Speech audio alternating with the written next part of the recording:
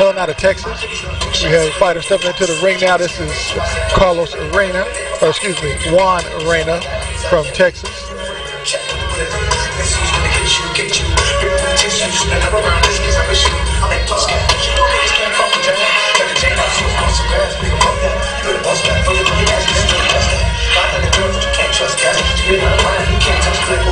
What weight class are these guys?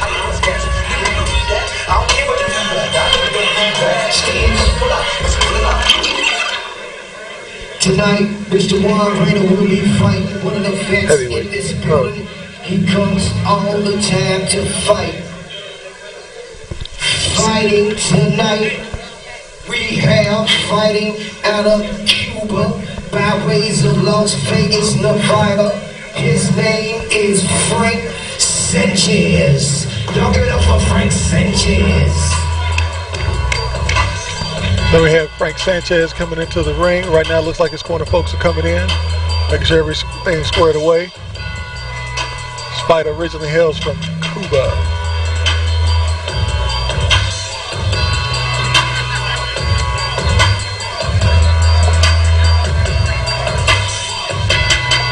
But currently lives in Las Vegas, Nevada. So again, we have a little West-Southwest matchup. Ready to be a heavy night of fights, y'all. Here we go, folks. We got Brownsville, Texas. And we got a fellow out of Cuba by way of Las Vegas. As the fighters have started this robe now, we should be getting headed for some action. So again, we have Renia in the gray trunks. And then we have Sanchez Bar in the red and blue trunks.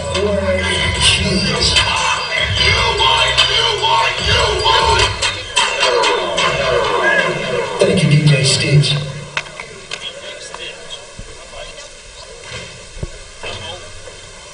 Again, our referee for the night is Mr. Marvin Whittemore. Mr. Marvin Whittemore. Alrighty. So we have Mr. Marvin Whittemore, no stranger to the squared circle, has judged many a fight here in the Commonwealth of Kentucky.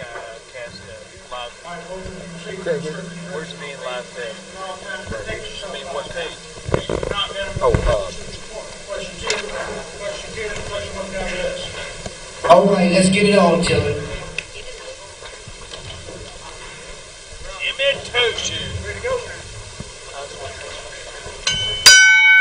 And that's the sound of the opening bell. We have Renia. All right, here we go, folks. As we see this fellow from Cuba. Moving on the outside of the ring. The Cuban fighter is maintaining control of the middle of the ring. Both fighters looking to mix it up early, trying to fill each other out. We see the height and reach advantage belong to Favre. He clearly he's coming here to fight. You see both fighters fighting in a traditional stance. Fire appears to be in much superior shape. Yeah, it looks like Farr has definitely been around the ring a little bit more, just from the looks of it, just from training.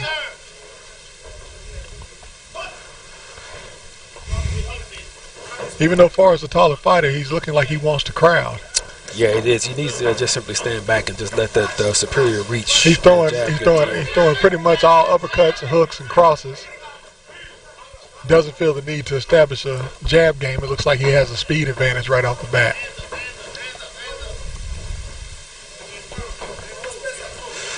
Right now, he's doing, for the most part, all things considered, a pretty decent job of avoiding big shots. Renia looks like Renia got hit with what appeared to be an uppercut coming towards our way in the ring. Takes a stand at 8 count. Renia's back up and at it. Farr's coming in again, establishing a strong left hook. Coming in again, looking left uppercut, right cross again, left uppercut, right cross, left uppercut, and again, Renia is down. Yeah, Renia, this is pretty much a wrap for him. He's not throwing anything back. His defense is left uppercut and right cross. Seems to be the punch of the order. Use the jab to find the range, and the right cross caught him again. And I think that's it, folks. That's what we're going to have. Frank Sanchez Farr, originally from Cuba, now resides in Las Vegas, Nevada. Makes quick work with a first-round knockout in this cruiserweight battle. Yeah, he made Cuba proud tonight. Absolutely. You like to see the fighters get up. You like to see them show some sportsmanship at the end of the fight. That's always good. I'd like to see this fighter again. Yeah, he didn't go in there. He didn't play around. And, absolutely. Came in all business. I was surprised as a taller fighter he didn't establish the jab.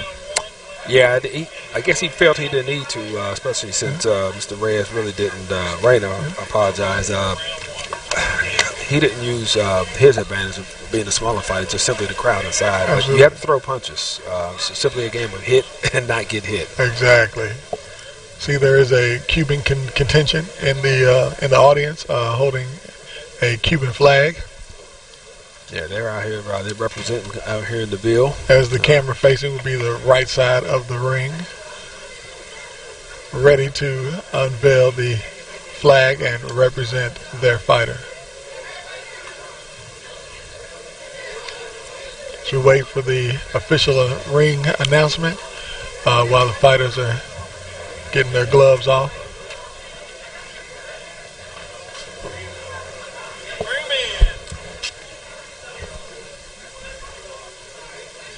Alrighty, folks, here we go. Looks like we finally get set up for the official announcement.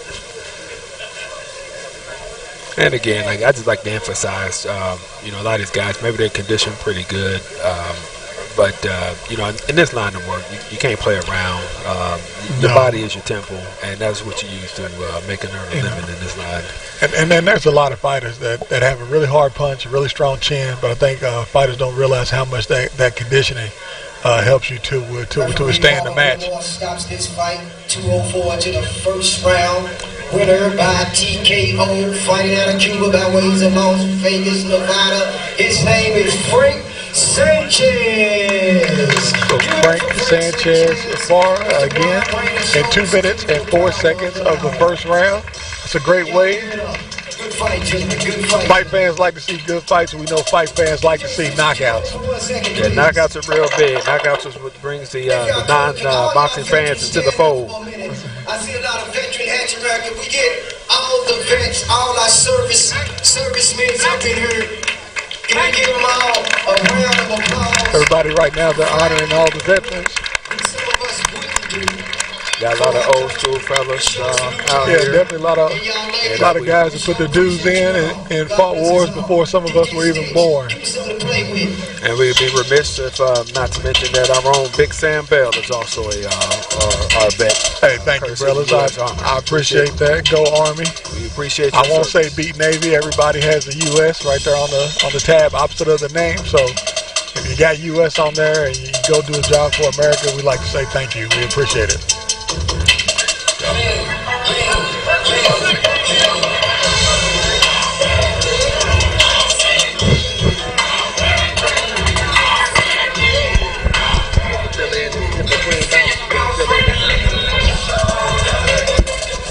So here we are. We just finished the first bout. We have several more to go. It's always good to see a good fight. And boxing fans, even the casual boxing fans, we always like to see something that's assured, winning by knockout, as in this first bout here. Knockouts is what brings folks to the fights. I absolutely agree.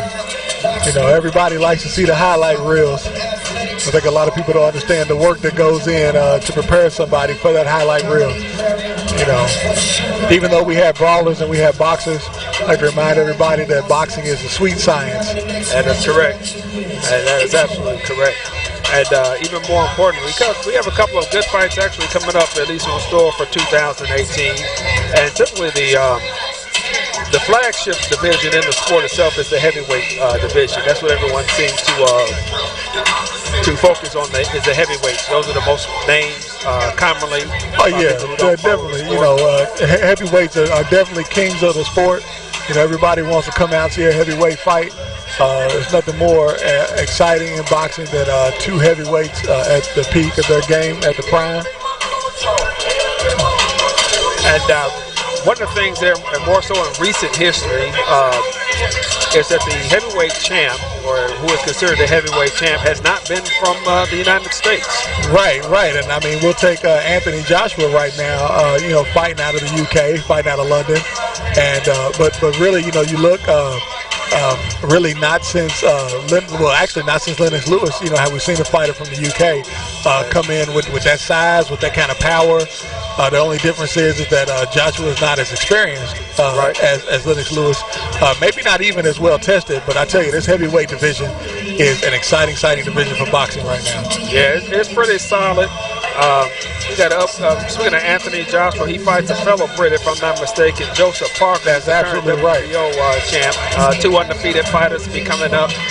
And that's what we want to see, 2 undefeated fighters going for all the glory. But even prior to Anthony Joshua, we had the Klitschko brothers. They held down the belts for a long time. Actually, yeah, for like a double-digit years. We hadn't seen the double-digit year champion since Larry Holmes. Yeah, that about sums it up. And then even before the Klitschko brothers, you had Lennox Lewis who held down the belt. So exactly. A lot of the European fighters have stepped up their game.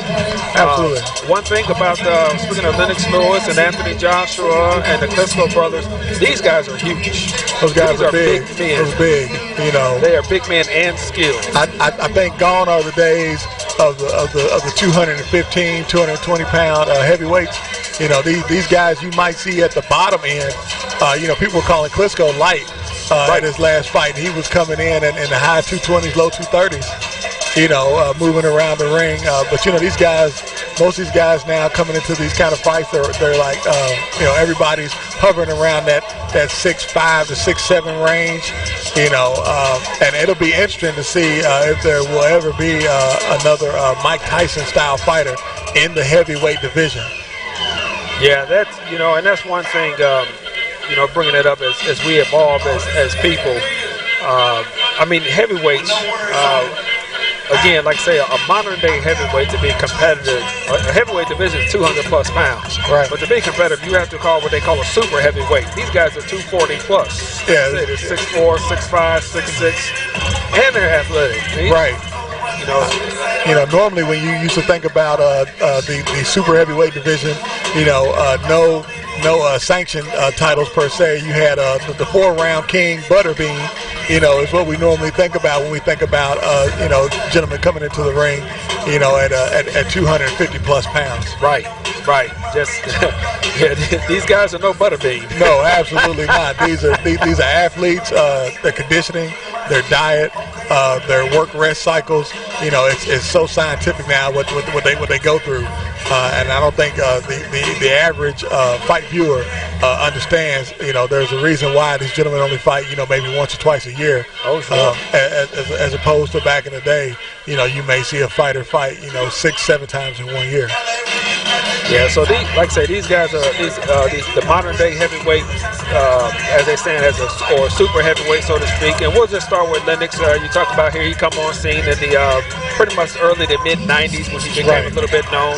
And we all blame Mike Tyson for when he was incarcerated. And that's when everything kind of went away. All right, ladies and gentlemen, we're getting ready for the next fight. Georgia, Atlanta, that is, if y'all don't know what ATL is.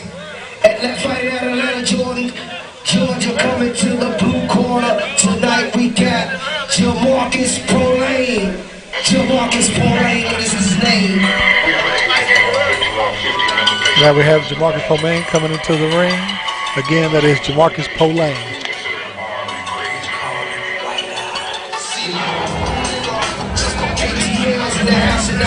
Yeah, he'll be in the blue corners wearing with the blue shorts over here. Blue shorts, coming out of Atlanta, Georgia. And just by first appearances, he looks like he takes his craft seriously. At least we'll see what kind of skill set he comes. And of course, a lot of styles make fights, just like in any other sport. Absolutely, styles make fights.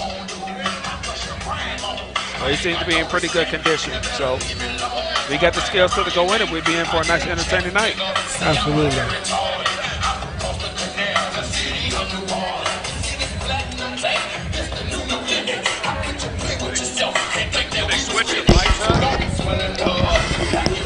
got our great sportscasters in the house tonight, sitting on the front row. There is Halloween.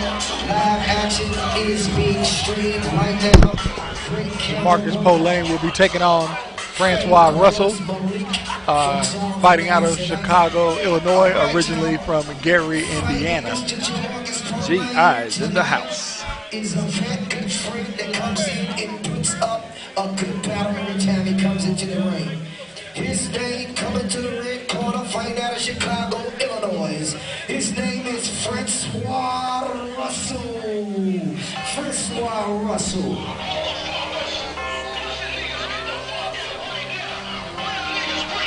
From Chicago, Illinois, by way of Gary, Indiana, Francois Russell.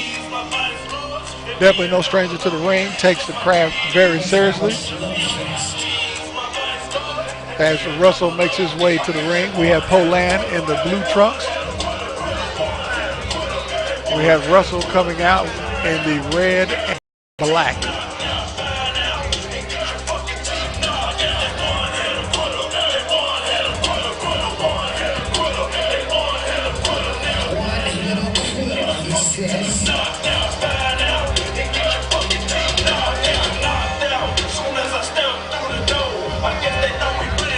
Both fighters make their way to the middle of the ring. See, Polane definitely has the, looks like the height advantage. That typically results in a reach advantage as well. Whittemore has read them the rules of the ring. The fighters touch gloves.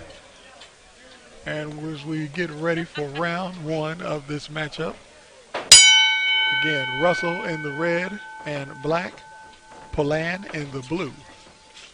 Right off the bat, we see both fighters fighting in a traditional stance. We see Polane trying to establish his jab.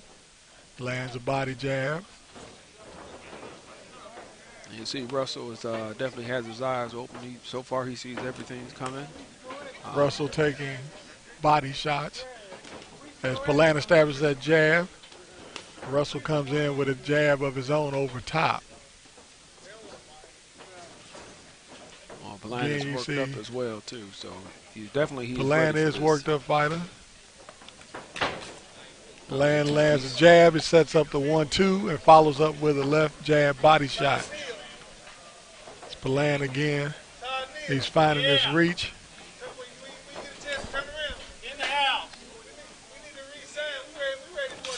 Again, the body. Good work. Again, you saw the right cross and a left hook to the body. In close. Even though Polane is a taller fighter, again, we see a taller fighter that's, once again in the second fight, that is more than willing to mix it up on the inside as well. So Polane again with a right cross to the body. Polane seems to be dedicated to the jab, but dedicated to the body work. So he's definitely been trained well. Definitely a student of the sport. As George Foreman said, this sport is real easy as long as you carry a good jab. Polane is working all of his punches behind the jab. He's working the jab and coming back with a straight right. It's a regular jab. Another body shot. Polane again tries to slip in a left hook through the guard. Russell trying to come with the overhand right. Polane slips out.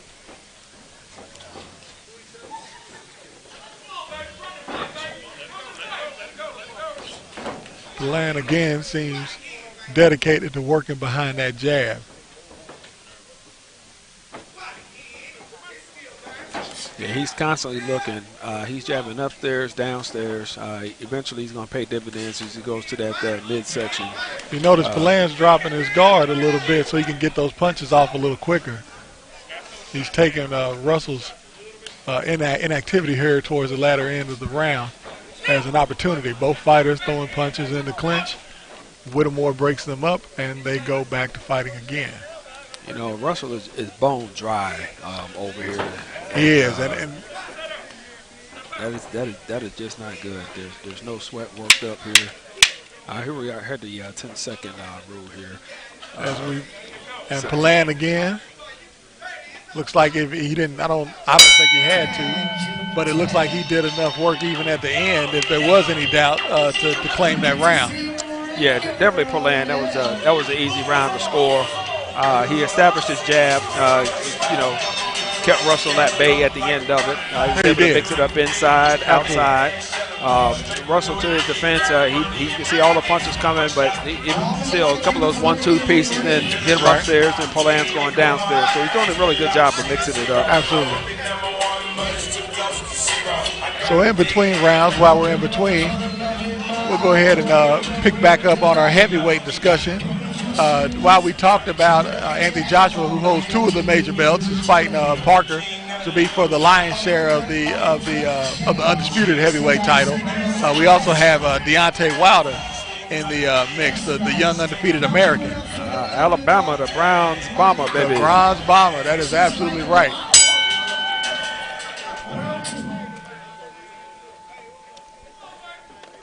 Whittemore calls the round to action. Again, you see Polan. He's dropping his arms a little bit so he can fire that jab off. Using that length to his advantage. Pawing at Russell, trying to get the distance. This time leads with the right, but gets caught with a counter left hook by Russell. Good body work. But again, the body work is forcing Russell to drop his guard down a little bit. And you don't want to be the fighter that's at a reach disadvantage and be put in a situation where you're being forced to drop your guard. Again, leading with the right hand and more than willing to mix it up, but then tie up in the clinch. Let's watch these headbutts over here. Judge Whittemore gives Russell a warning for punching over top of the back of the head in the clinch.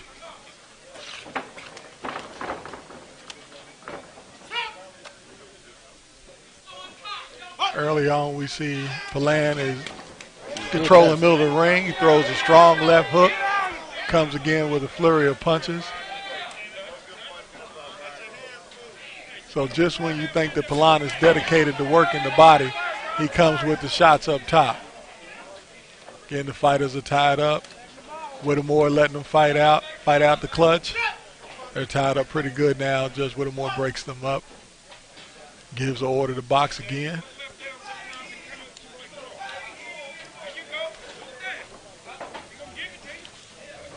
I think Russell's trying to wait for a moment. Maybe he hopes that. Absolutely. That overhand right was indicative. You see Polan leading, at least he was leading with the straight right hand. This time he came in with the right uppercut for a lead punch. And I think that's a direct result of those body shots where Polan feels comfortable enough to come in with the right uppercut to lead on a combo. Yeah, go to the body early, go often. It's going to pay those dividends. Again, we see some upstairs, downstairs work. Polan again gradually making the move to throwing more upstairs punches, but still committed to working the body and trying to get Russell to drop his guard down. Again, we see Polan trying to punch through Russell's guard. Landed one body shot. Everything else was on the arms. Again, Polan leads with a left to the body. Polan is obviously the busier fighter. Oh, there's no doubt about it. Russell's going to have to start throwing some punches. Polan has no fear whatsoever of going inside. Right there, the body shots on the line. Russell's guard gets a little lower again, and that is the end of round 2. And again, that's another easy round to score. Mr. Polan, again, wins that round. He's dedicated, like you said, he's training. He's established that jab, keeping Russell in it. If Russell wants to stay in this fight or get into the fight at this point, he's going to have to either establish a jab or do like the smaller Mike Tyson in every single fight, bob and weave, and simply get inside, and you got to throw punches. No one has won a fight with their chin being on the opposite end of those, on that jab.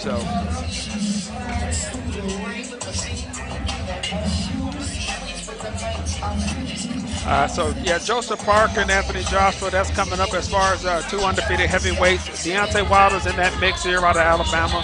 It's going to be interesting to see who comes out ahead of that. I'm not as familiar with Joseph Parker. I've never seen him fight. Right. This will be when Joseph Parker fights, it'll be my first time really checking him out as well. Here again, we have Palan establishing the jab, looking to work behind it. Future promotion. And Russell's going to have to get out that. He's going to have to get out that corner. At least he's throwing shots back. Good stuff. Palan is still working behind. Ties up quickly. Does not let Russell get off a shot before tying him up. Oh, Russell's calling for Palan to come on in. Russell calling for Palan to come in, just like you said, probably looking to counter. Catches a hard left hook from Palan that was set up by a left jab and a straight right. Again, the fighters tie up. Palan definitely is becoming the aggressor in this fight.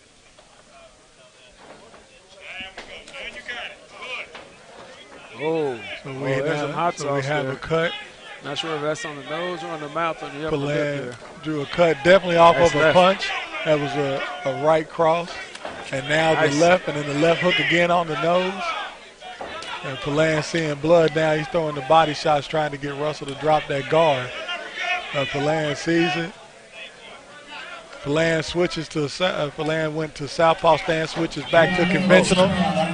I see Russell got a little bit dazed right there. Looked like he wanted about to drop, take a knee. Seems to be all right. Might have just been temporary. But you know, the cut being between the nose and the lip is not over the eye. We see Russell now Friday Night Fights Expo 5. looking to throw. So again, Russell went aim forward. Yep. He's doing good by moving forward, but he has to get some punches Russell off. moving in quick to break the distance off. He gets a warning from Judge Whittemore about rushing in, but you could definitely understand why wanting to close that distance fast to mitigate Nice that body. lead jab. And again, you see Russell's a hurt. right cross is doing damage. Russell was hurt. Russell's definitely felt that punch. Again, Russell on the ropes, collecting himself. He's taking multiple shots, There it and is. Russell is down. Yeah, that was a good body shot in conjunction with the upstairs work. Just Russell takes the standing 8. Comes back in, very smart to close the distance, but it might be a little bit too late. But Russell did understand he's got to close the distance. That's the 10s. I think it's the 10-second That's mark the on that 10-second round. mark. That's just a warning. And that's the And there we end go. of the round. Get another easy round of score. Russell definitely is going to have to close up that distance. He came out at the beginning of the round to close it, but he has to go with the punches to go into it. He's already eating punches, but he has to give something back to make Russell respect him to stay Right. back. Now Palan's, Russell's nose does not appear to be broken, but that cut does seem to be right there on the side of the nose. It looks like, I'm surprised that his corner really hasn't wiped that down and put some Vaseline on there. His cut man does have some Vaseline on his gloves, and we get a good look at that cut. It looks like we're trying to see that cut may be actually right under the eye. Yeah, it does. So we're looking at the abrasion. The cut is actually under the eye. That's right. Let's get it. But it did look like there may have been some blood that was coming out of the nose as well. And that all it does is create a target. Poland just has a target. He's going to try to open that up. That gives you such a psychological advantage.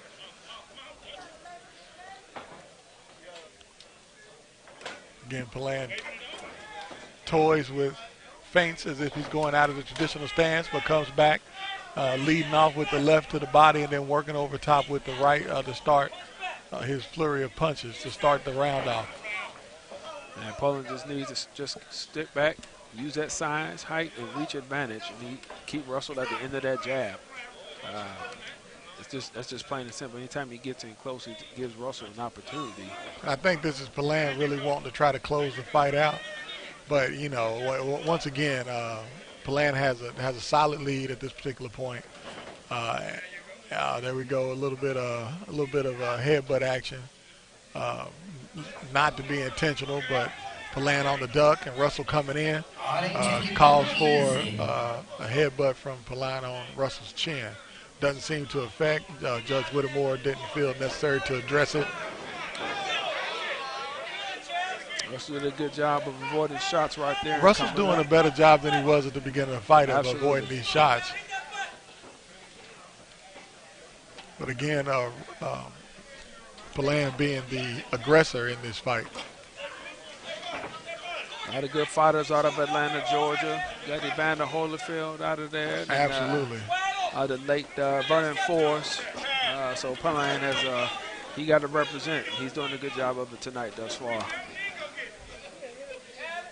You can tell Palan spent his time in the gym, the way he's working behind the jab, the way he's willing to go to the body, the way he ties up Russell, because he can tell that Russell is looking to land the right cross or overhand right. Looking to turn the fight around, and we see a strong right cross from Palan. Yeah, Russell and Palan again with a flurry of punches. A left hook followed up by a right cross.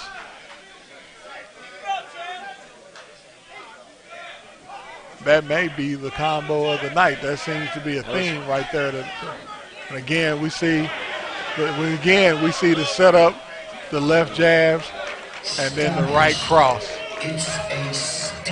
So the ref, that was a good call by the referee to go ahead and stop that. We have a stoppage in round 4. It's a good call by Judge Whittemore to stop this fight when he did. Palan makes his way around the ring, giving salutes to the fans. Good fight, gentlemen. And good job for the fighters. We always want our guys to be safe. You know, when I was a younger fight fan, I was not a fan of stoppages. I was hey man, you in there, get in and make it happen. So you want to be gladiator style. I'm all about the gladiation. You know, I'm glad that they are protecting the fighters. Absolutely. So these fighters can definitely work on their craft, and they get time to get better if they need to get better, and it also extends their career. So that fighters have the opportunity to fight longer, make more money over that period of time. Well, even aside from that, some of these guys that just when they're getting beaten, it's obvious you have no hope. There's no sense in going there and taking that punishment. Absolutely. We've had this line of work here. People have actually died. They've been in there too long. It only takes one good shot, and it's Rap City.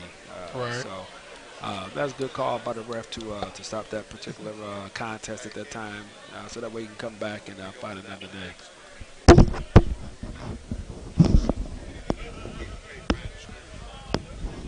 So anyway, we got Deontay Wilder. He's a WBC champ, and hopefully the winner between the Anthony Joshua, who's the IBF and WBA champ, and fights the WBO champ Joseph Parker, and hopefully they'll get a hold of Deontay Wilder, and maybe that fight be made maybe in December this year.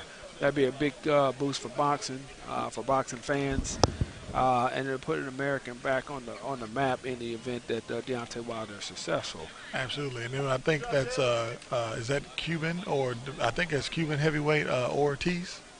Yes, he has is also an undefeated fighter that's going to be fighting Deontay Wilder. Both fighters like to mix it up. Ortiz more of a traditional boxer, but definitely willing to throw punches and bunches. And then we have Deontay Wilder, which is a pure athlete that uses athleticism and overall aggression in the ring. 2-8 of the 4th round. With a back TKO. You give it up for Jamarcus Poland. Atlanta, Georgia. Y'all give it up for more Jamarcus Poland. Atlanta, Georgia, representing. Jamarcus Poland takes this fight in 2 minutes and 8 seconds of the 4th round. Felt that punch. Again, Russell on the ropes, collecting himself. Looking to turn the fight around, and we see a strong right cross. To get that right cross and the overhand right off. And really the 2 punches that Russell was really trying to land. And I tell you, Palan went to southpaw stance, switches back to conventional. Russell definitely felt that punch. Again, really big shots, and ultimately they just caught up and they took their toes. Oh, absolutely. And with him establishing that jab and keeping Russell at bay, he was able to go inside as well, which Russell's strong point should have been, being the smaller, stockier of the 2 fighters. Still on the ropes, collecting himself. He's taking multiple shots, and Russell is down. Yeah, that was a good body shot in conjunction with the upstairs. So one of the questions we kind of always get, we're talking about the current modern-day heavyweights, and a lot of times amongst the hardcore boxing fans, we all say who is who and who's better than what. And we were talking about earlier, we were talking about the super heavyweight with the size and things of that nature. And actually, it's not even just in boxing, but Land switches to Land went to southpaw stance, switches back to conventional. Russell's definitely felt that punch. Again, Russell felt that punch. Again, Russell on the ropes, collecting himself. Looking to turn the fight around, and we see a strong right cross. Turn the fight around, and we see a strong right cross from Palan.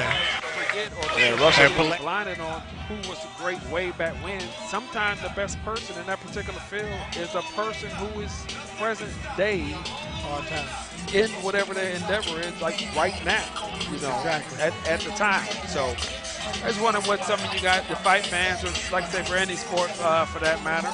So a good case in point, we just had a Super Bowl recently, even though the New England Patriots were not victorious, but someone could make the argument that Tom Brady is the greatest quarterback ever. That's an absolutely very legitimate argument when you have someone that for the better part of a decade has been able to accomplish something that an entire franchise has taken over 30 years to be able to do the same thing.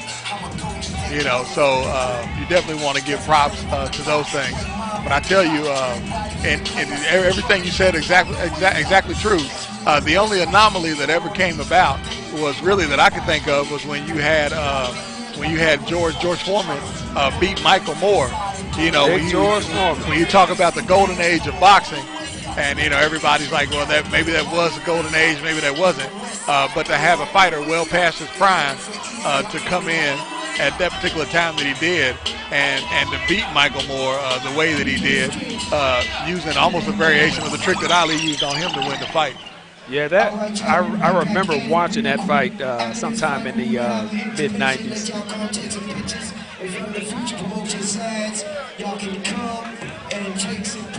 And, you know, that just goes to show you just how good Big George really, I say is, because he's still around.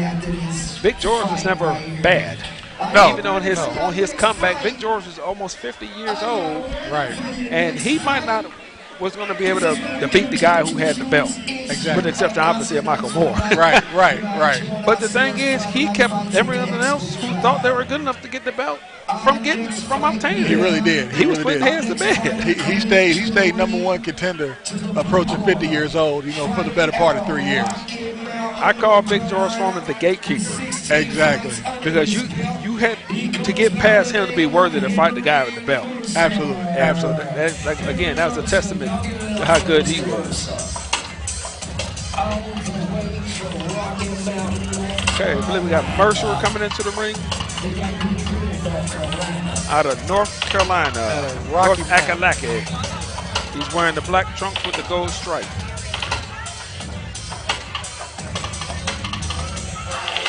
That's Henry Mercer.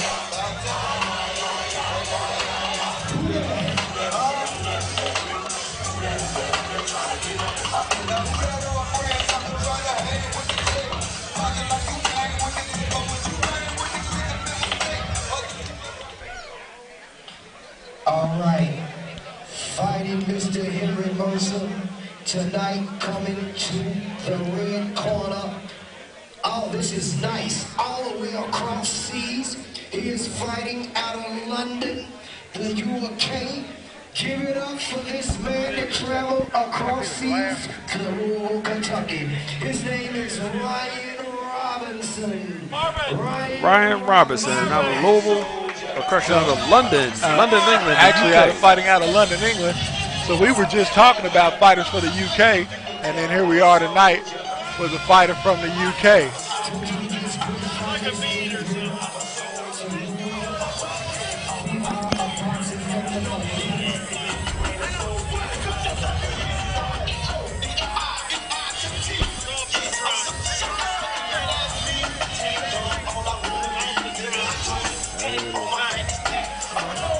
Again, we had Ryan Robinson coming in from the UK. funny. Every time I think about boxing in the UK, I think about them using language like Queensberry rules, even though that is an old New York boxing term. You know, the Queensberry rules. Again, boxing with its roots in gentlemanly fashions of to rectify conflicts. Both of these guys look to be in tremendous shape, and we'll see what kind of condition they are. Obviously, skills are going to determine how well they do here, and conditioning. Both seem to be we'll see once this bell rings. They get in the square circle. Yeah, I believe British fighter now they got Kell Brook. He's a pretty solid fighter. Oh yeah, big ups to him. Even though he went up in weight and lost to I believe it was Canelo Alvarez, and but the fact that he went up there to take that shot. Henry Mercer, the first fighter of the night to fight in the southpaw stance. Yes. And then actually we have Ryan Robinson fighting in the southpaw stance as well. So not only is it unusual to have a fighter from the UK, but we have two southpaws in tonight. So we won't be looking for any of the traditional strategies that a southpaw use. Both these fighters, in essence, will be fighting a conventional fight. So we see Henry Mercer throwing some looping shots, but definitely willing to mix it up. Yeah, most definitely. I don't like the fact that it seemed like he had almost had his eyes, took his eyes off the target there and was just blindly throwing shots. Just like right there, it's almost like a windmill. You definitely see Robinson as a more disciplined fighter. A double jab, works behind, and a straight right hand drops from Mercer. That was a nice, solid right there. It's almost like you definitely see Robinson as a more disciplined fighter. Double pack punches again. Jab, works behind, and a straight jab, and he's letting that right hand fly. So again, Robinson switches up, and he's fighting in the conventional stance now. So Robinson came out in a southpaw stance. Really, it looks like to throw Mercer off. And now he's shooting that right down, and Mercer falls again. So we see Robinson here has definitely spent his time in the gym. I like the way he came out with a little gamesmanship. He's done. That's it. He said he didn't want any more. He said he had enough. That's it. Nothing wrong with knowing when you. Oh my gosh. Oh my goodness gracious. He just threw up in the ring. Oh, that's whoa. I'd never seen that. He still let it go. Heaven forbid, gentlemen, that's what the bucket's for, right? Heaven forbid we use that bucket there. That's what the bucket's for. That's okay, though. In boxing, there should be jabs, hooks, and there should be a blow called "oh shit." Wow. Oh shit. Yeah, that's pretty rough. That's pretty rough. That's tough. Absolutely tough. Some stranger things have happened, I'm sure. Get caught with them old shits. That'll fuck you up. But we see Ryan Robinson here with his camp posing for the picture. A little Instagram love to send back to the UK. Body boom. Oh, shit. What weight class were these fellas? What weight class were these guys?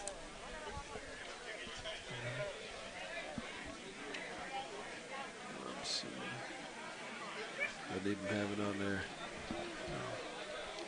It might be. I will say right off the bat, both these fighters appear to be either welterweights or junior middleweights. Yeah. We did not get the official weight records in for this fight. Right there, it's almost like you definitely see Robinson as a more disciplined fighter. Double jab. When Robinson came out in a southpaw stance, really it looks like to throw Mercer off. And now I tell you, Robinson looked really, really, really impressive. Really, really good, man. He made the UK proud tonight. In the first round, winner by, oh shit, Ryan Robinson. That's announcing's funny, man. That's one thing that makes fights in Louisville very entertaining, is there will not be any mix-up. Yeah, it's right. I don't know if he was not feeling well tonight, or like I say, he emptied the contents of his stomach, so he very well may not have wanted to pull out. Who knows? Mr. Ryan Robinson, we sure appreciate you coming over here to the United States. Putting on a great bout. We didn't get to see enough of you, but you did great over here in the United States, man. How you feel about our country over here? I feel good, man. I love being there. It's a pleasure, man, to be here. Thank you, everyone, for having me.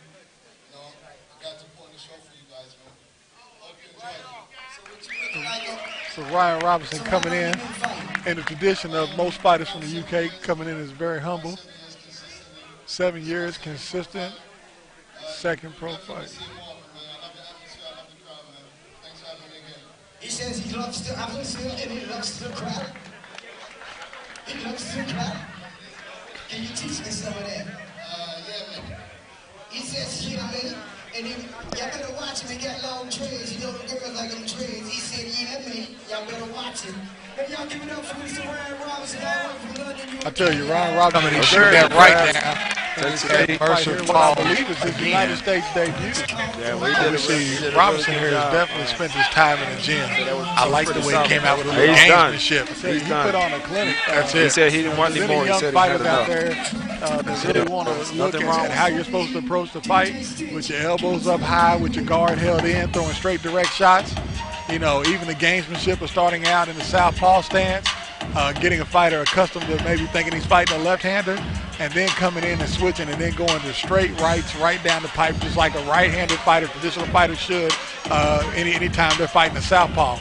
Absolutely. And in turn, Henry Mercer was throwing looping wild shots when really he should be throwing straight left hands to counteract that. So anytime you have a southpaw fighter and a conventional fighter, you look for those fights to be really, really heavy punches and bunches, fighters getting caught with punches if they play their styles well. Yeah, another thing is you got to keep your eye on the prize. You can't close your eyes and duck your head down, because you can't avoid punches and you can't land punches on the target if you can't see what you're throwing. Exactly. Yeah, that was insane. Robinson definitely took advantage of the wide looping stance and held his composure, kept his eyes focused, and really threw hard shots straight down the pipe. And it looked like Robinson had power in both hands. Oh, yeah. And he definitely displayed them. We got an up-close and personal view as he laid those punches out and put them together. Absolutely. They were hit nice and flush. Oh, wow. I mean, it was quick. Very, very quick. So going back to what we were discussing before, we're talking about the glorification of the past versus the present. Like I said, you have guys who are in your midst, possibly present day, but we all get caught up in the of what something was, maybe because our father or forefathers enjoyed, and we get caught up in this nostalgia, like, oh, this person was really great. And that's not to say that they were not good, but sometimes you may have the guy, like I say, the guy that's in front of you right now, right? Just simply that wow, this guy's really good, and maybe that. I'd imagine before Babe Ruth, there had to been somebody else. Oh yeah. Before Babe Ruth, you had what's my man, Josh Gibson, Negro Leagues. So you know, all these times that, you know, someone may not have seen. So we're going back to you know, just in the history throughout. And so when we talk about fighters, we talk about the sport goes back to the 1800s. Right. And one thing that has changed is the heavyweight division, as we were discussing earlier with these super heavyweights. Right. So we look at that golden age of boxing. Even we have Ali and all of those guys, and Big George Foreman, and you start looking up their height and weights, and you really, if you realize they were big for their time. Exactly. But holy cow, these guys are massive nowadays. Now, I mean, when you really look at weight classes, you have cruiserweight at 200 pounds. Right. Anything above 200 is heavyweight. And so you do have a lot of pundits that are arguing, you know, should we have these folks that are coming in the ring 230, 240, 250, you know, should there be a super heavyweight division? You know, should you have a heavyweight that's between, you know, let's say 200 and 225? Right. You know, but that may spread the talent pool out too much. It could be, but you know, the thing is, you know, we were having a discussion the other day and talking about who would beat who, and you know, and they go back to the days of Sonny Liston. Sonny Liston, for his time, he was great. You know, they say, oh, well, you had Cleveland Williams. You know, and you look it up, say Cleveland Williams 215. He was hard hitting.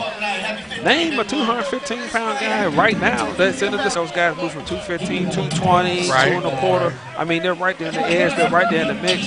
But it's hard to have today, or I would even say since 2000s, you know, mid-2000s, a guy that's 215 pounds that's going to be competitive. Right. In today's environment. And almost forces these fighters to try to beef up. But then even if they do weigh as much, you're looking at, when you talk about the Klitschko brothers, when you talk about Anthony Joshua, Joseph Parker, when you talk about Deontay Wilder, these fighters are extremely athletic. Yes. And they just happen to be fighters that are tall. And they are tall. And so now you're fighting someone that's going to be quicker around the ring, that's carrying around less body weight per square inch per se. That is correct. And still throwing legitimate heavyweight, super heavyweight shots. That's absolutely correct. So, but it's going to be interesting to see how this heavyweight division goes. Absolutely. Deontay Wilder. I like Deontay Wilder. I'm not sold on Deontay Wilder. The thing with Deontay Wilder, his chin's been tested. He's fought quality competition, but I think what stuns people is he is an athlete. He's very rangy, closes the distance very well, works the angles. You can tell his athleticism. He approaches the sport as a novice, but throws these incredibly hard shots at these incredibly difficult angles. Almost reminds you of a 6'5" Naseem Hamed. Oh, Prince Naseem. I mean, when you see the way he moves, the way he closes the distance, they have very similar fighting styles. And so to your point, I mean, their careers may go the same way, but Deontay Wilder is just so much more powerful with so much size. Well, we're going to see, because Prince Naseem Hamed's downfall was he didn't fight any good competition. Exactly. And HBO forced him to make that fight against Ferrer. And then the reality hit as you start separating the A from the B-plus list fighters. Exactly. So Deontay Wilder, when he fights Ortiz here, that's going to be a good test. If I'm not mistaken, he did fight Areola. He fought Areola's. He's a pretty solid guy. Areola was a solid fighter. He beat Stavern. That's a solid fighter. I mean, people forget. I mean, Prince Naseem Hamed had quality fights. He was a quality fighter. But I think, Father Time is undefeated, of course. And so when you lose just a quarter of a step, and not being dedicated to fighting in a traditional stance, I think eventually that caught up, and that probably made Prince Naseem Hamed's career a little shorter than it would have been. Not to take away from his style, but if he could have confined and fought a more traditional style longer during those fights. You want a fighter to be themselves, but to keep your guard up is to keep your guard up. Well, Prince Naseem, here's the other part of that for the folks who aren't familiar. So his claim to fame was a fight against Kevin Kelly back in like 97, and 3 or 5, 6 knockdowns in that fight. It was very entertaining. The thing about Prince Naseem, we actually can name featherweights because of him. Exactly. Nobody can name a 126-pound division fighter, but he was putting heads to bed. He really However, he had the HBO contract, and eventually he had to fight some folks of substance. Right. And so when he got in the ring with Barrera, I believe, and Barrera made it look bad.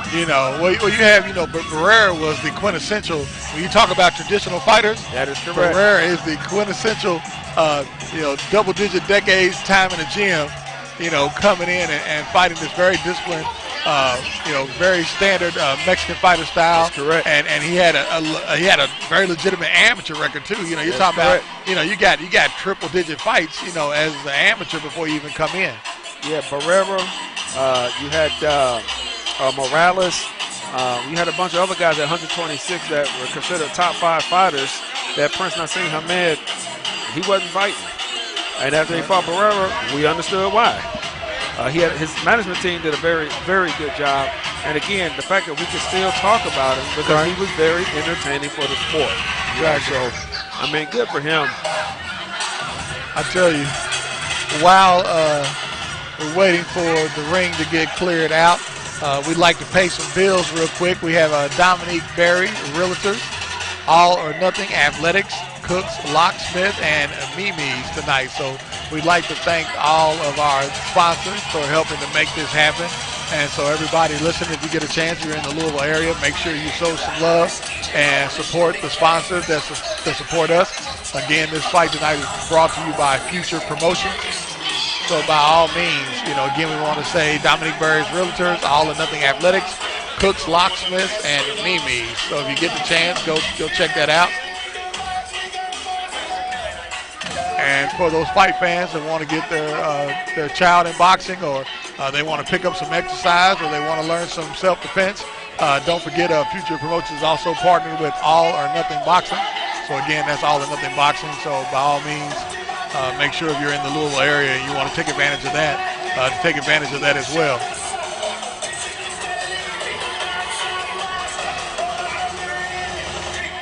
All right. We'll move on to the go down the light heavyweight division. Ever since the retirement of Andre Ward, we got the belts split. All four major sanctioning bodies each have a different champ.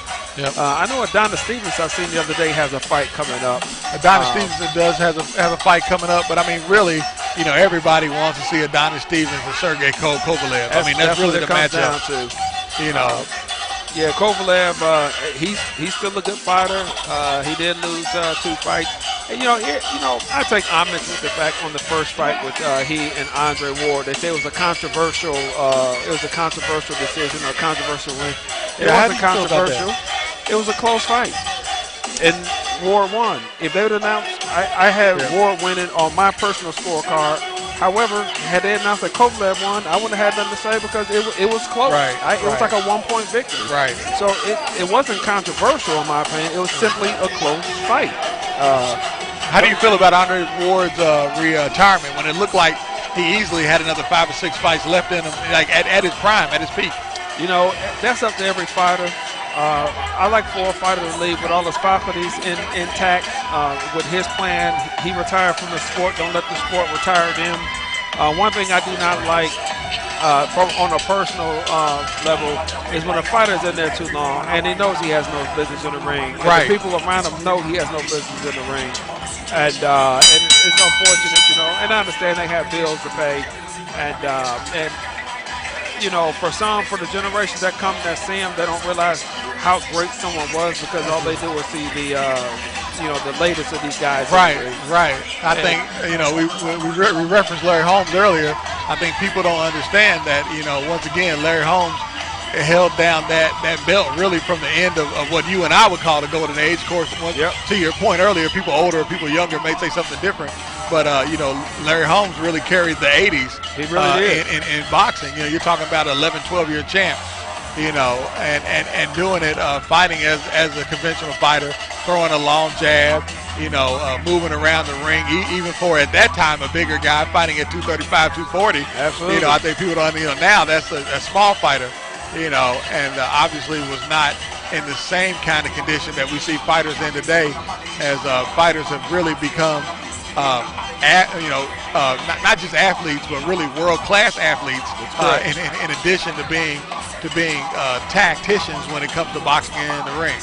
Yeah, they were fighting just in like a smaller weight class, like a welterweight as a heavyweights. They can somewhat do that. Larry Holmes, in my opinion, is one of the most underrated heavyweight champs. Absolutely. He was really good. But, just like we discussed earlier, these guys hang on too long. The great Ali, he hung in there too long.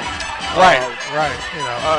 Even by Tyson's own admission, although I thought that he's had fights, but when he tells you, hey, man, I don't have enough to tank, he left when he was supposed to leave. Right. Lewis. Right. Hats off to Lennox, That fight with Klitschko, he's like, I've had enough. I got the win. Let me get out of here. Right. I'm not going to go in there and, if I can't be the guy that's on top taking this punishment, so check my bank account and move on. Speaking of Mike Tyson, and then you have Floyd Patterson, both custom-auto trained fighters. What kind of fighter in this new era of heavyweight boxing would you see a trainer like Customata taking on the train? Would he take on the same body style, or would he, would the sport force him to pick bigger fighters and use a different style, or pick a bigger fighter and try to make it the same style? Well, you know what? I think overall you need to have a somewhat larger fighter. However, the one thing that it's the intangibles of the heart and ability of a person. That style of custom model, just say if you had a prime Mike Tyson or a prime Floyd Patterson, for their time trying to fight today, I mean, it could possibly work. Would it work against Klitschko? Well, I believe it would. Not so much Vitaly as much as Vladimir, because we know he gets dropped by smaller guys. Right. Lennox Lewis, has got dropped by smaller guys. The jury's still out on Anthony Joshua. We'll see what happens. So it's all possible because those guys had the intangibles, as in Tyson or any champ. And George Foreman, at 50 years old, you was really still a legitimate guy that's fighting. That you might beat the bottom top 10 guys, but you should have no business in the ring, but they can't beat you. Exactly. So that goes to show that he has the intangibles. And they will be having sign-ups and early records on March the 5th. If your child is 6 to the age of 17, have them come on out and do some running, some high hurdles or something for. Now, who we have, no disrespect, I did not know these other judges. We have some more judges in the house tonight. We have Mr. Kit Hendrickson right over here. And we have Mr. Steve Weisfeld. Steve Weisfeld. Y'all give it up for all our judges, our sponsors. Y'all give it up for one of my favorite barbers in the city. Aside Shapes on 44th and Market is in the building. Y'all make sure y'all enjoy. And are y'all ready for y'all next fight? Yeah. Are y'all ready for your next fight? That's right, y'all. Louisville, Kentucky. I'm ready to get it all the way in again. Our next fight of the night. This gentleman is fighting out of Fisher, Indiana. Fisher, Indiana, right across the bridge up the road. He's a Hoosier. He goes by the name of Augustin Cicero. All right, Fisher's just the north side of Indianapolis. He's fighting against Givon out of Kalamazoo, Michigan. So we have Augustus, or as we refer to him by his government name, Augustine Cicero, out of Fisher, Indiana. Again, just south of Indianapolis. North side. Oh, excuse me, north side of Indianapolis, just north of downtown Indianapolis.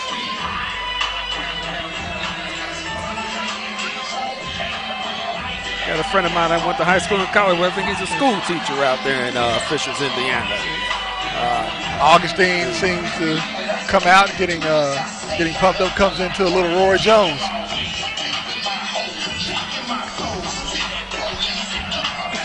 Oh man, boy, you crazy. You didn't like Roy Jones's album? I never heard the whole. I just know the one song. Y'all must have forgot. I guess you must have forgot. I guess I must have forgot. I never heard the whole. I never heard the whole thing. As Augustine Cicero comes into the Roy Jones, you can't just come into Roy Jones and not put on the show. Well, he best represent. Because Pensacola, Florida is going to be very upset. Y'all give it up. Fight out of Kalamazoo, Michigan. His name is Nick King Beeman Gavin. Nick Gavin making his way in from Kalamazoo, Michigan. I tell you what, man, Roy Jones, didn't he play he played a pro basketball game in one of those leagues and then had a title fight that night? I mean, that's impressive. And that goes to show you, that these are legitimate athletes. He is legit. World-class athletes that put their work in. That's just a warm-up so he can get loose before the fight, Yeah, that is insane. Who does that? A lot of these pro fighters, just to get lathered up, go through workouts that put most of us to shame. So we got Nick Gavin. We saw Nick Gavin fight here at Expo 7 before. The closeout fight of one of our previous fight cards. Put on a show, won via knockout. And, we don't always remember fighters unless they're frequent. But, Nick Gavin making his second appearance here in Expo 5, definitely not a regular, if you will, but put on enough of a show where local fight fans definitely remember that he was a very game fighter and put on a show, won via knockout, and overwhelmed his opponent from start to finish in his last fight. Yeah, I definitely remember this guy. He is a force to be reckoned with. So we'll just see what Mr. Cicero has, if he can have an answer, because Gavan is going to come with it.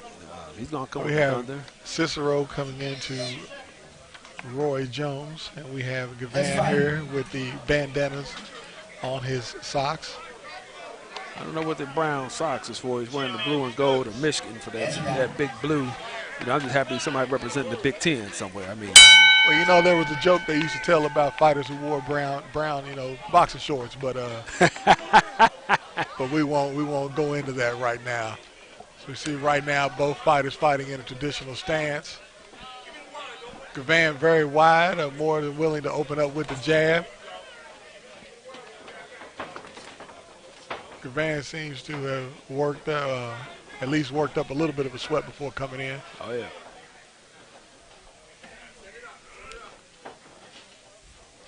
Both fighters look like they spent their time in the gym. Both fighters very game. Gavan sneaks in a right to the body. Gavan again working behind that jab. I like the way Gavan willing to move in behind that jab. Oh, yeah. Well, it's kind of like the blitzkrieg, man. You let the other guys get there first. Throws a right cross to the ear, Gavan right does. Up in there. Gavan's corner is very active, too. It's the first one I'm hearing, actually giving a good sound advice while the fighters out there, you know. This is. Most of the corners have been quiet. Gavan leads with a left hook. Catches Cicero.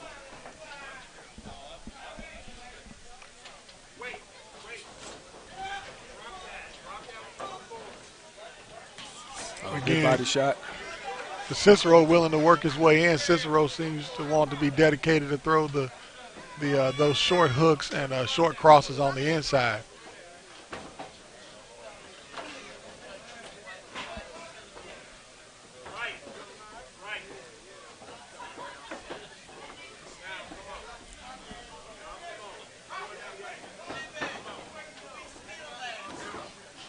Yeah, Gavan seems to be just an aggressor. Gavan is definitely the aggressor. I think so far Gavan is a busier fighter. Absolutely. Just off of aggression and being busy is enough to, looks like it's going to be enough to win this round. Yeah, he's dictating the pace, but again, Cicero is in there, and it's just round one. They're still both filling each other out a little bit. Gavan likes to get it started, I think just to test the waters to see what we got. Gavan looks like he may be the first fighter tonight to win a round not boxing in the center of the ring, being willing to move around the ring more and pick his shots. Normally you see the fighter that's in the middle of the ring bring the fight to his opponent. It makes you think that Gavan may be a natural power puncher. Gavan, I saw his trainers earlier, fights out of the Kronk gym. We're here at the 10-second mark. Right. Cicero coming with some work in the last 10 seconds, but I don't think that was enough for Cicero to win that round. Yeah, Gavan clearly won that round. If I'm not mistaken, Gavan might be out the Kronk gym. I saw his trainer with his shirt on earlier. For those who aren't familiar, you know, Lennox Lewis, the Klitschko brothers. A lot of excellent fighters coming out of Kronk gym. Hitman Tommy Hearns. The late great Emmanuel Stewart, that was his baby there, and I'm just happy to see that they're still representing. Absolutely. You like to see Michigan fighters represent the state of Michigan. You like to see them, even though he's from Kalamazoo, you like to see fighters represent that deep, rich history of Michigan fighting that comes out of the city of Detroit. You know. And if you had to say, would you say that Joe Louis is your you consider to be the top Michigan fighter? You had James Toney, the Michigan fighter, fighting out of Kronk gym. You got Floyd Mayweather Jr. You got Floyd out of Grand Rapids. As they say, the Midwest. Rich history in boxing all throughout the Midwest. Absolutely.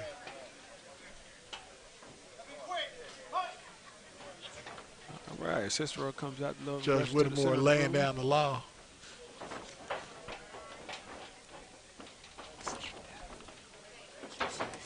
This time Whittemore, Gavan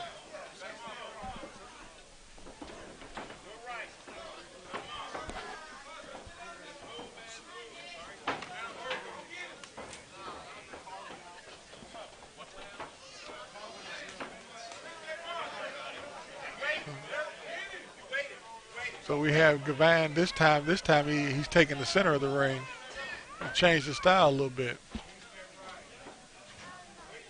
Yeah, Cicero's still waiting. Maybe counterpunching, maybe his thing, but he's not in a position to put it. Oh, nice body shot. The left body shot and the left hook upstairs. He's hurt. You see, he's putting that elbow down to that body. And what made it bad is right before that, Cicero actually landed a really, really, really good left hook. Again, going upstairs, leading with the left hook, and then coming with an overhand right, mostly blocked by Gavan. Yeah, that was a nice combination he did. Like you say, he just came out and that shot was nullified, but a nice body shot by Gavan right over there in the corner. It's an excellent call.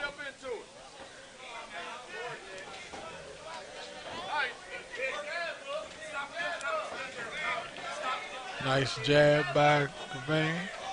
Cicero answers with a jab, trying to set up of his own. The jab does not land, but he does create some distance.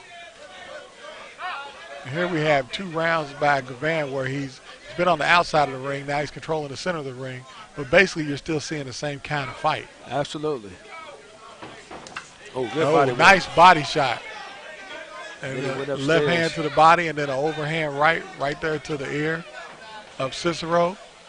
Ducking punches. I think that might have took a little bit of Cicero's power away. Oh, it definitely. You feel that oomph. Cicero's dropping his guard now. He has to respect those body shots. Good jab. And Cicero's at least making a. Cicero's a very game fighter. Yeah, absolutely. He's trying to make things happen, but he's going to have to. He's going to have to work that body. Gavan now working behind that jab. Hit those obliques if he wants to be successful. Maybe slow Gavan down.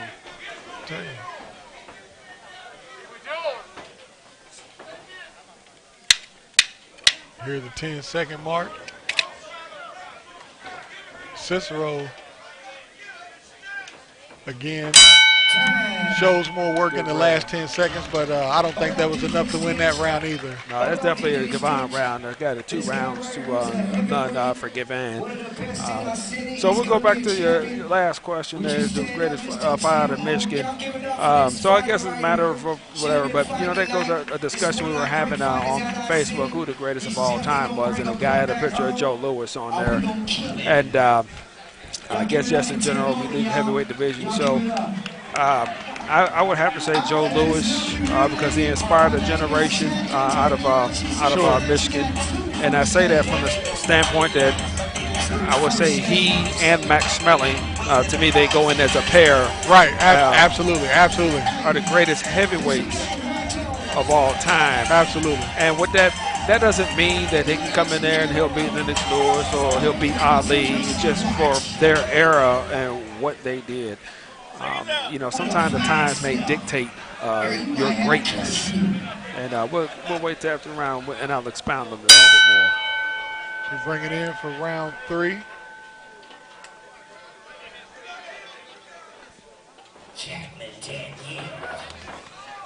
Gavan working behind that jab. The fighter's in incredible shape, being willing to mix it up. Yeah, Cicero with a flurry to the body. Cicero again working up top. Caught it the right cross. Cicero's leading with the right a little bit, something that you wouldn't see in that type of exchange normally. Yeah, Cicero's coming out this round 3. He's ready to fight. He's ready to trade some leather, and he's going to have to do so he can get back into the fight. Again, Gavan settles in, tries to work behind the jab. Cicero seems to be wanting to bring the fight. I wonder what his corner told him to make him change his strategy a little bit. And both these guys are pretty swift. The defenses aren't too bad. Good footwork. Both fighters have extremely good footwork, and I think, what you're seeing is 2 well-trained fighters. Oh, absolutely. Going in. This is by far, as far as being tactically sound, both fighters seem to be close to, this is the closest that we've seen very competitive 2 fighters be.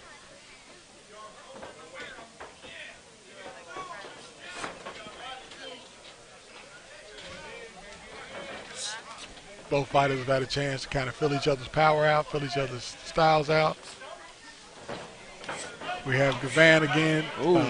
Both fighters are moving in and out from the center of the ring. So in addition to throwing punches, the fighter's also jockeying for position and territory within the ring. It's indicative of a good, great fight.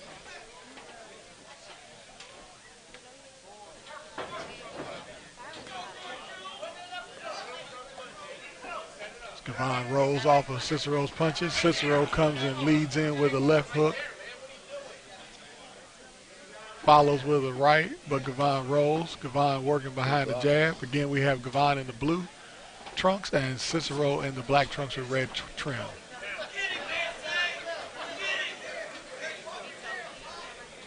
Yeah, very good tactical match, but Cicero just isn't throwing enough punches, scoring enough points, so to speak. You know what George Foreman said, man, you got to hit somebody anywhere, forearm, bicep, anywhere. Exactly. You got to inflict some type of pain to get those points. I tell you, and to maintain that distance, Gavon is throwing a deceptively hard jab. Oh, absolutely. But, nice right hand. Comes in with the left hook.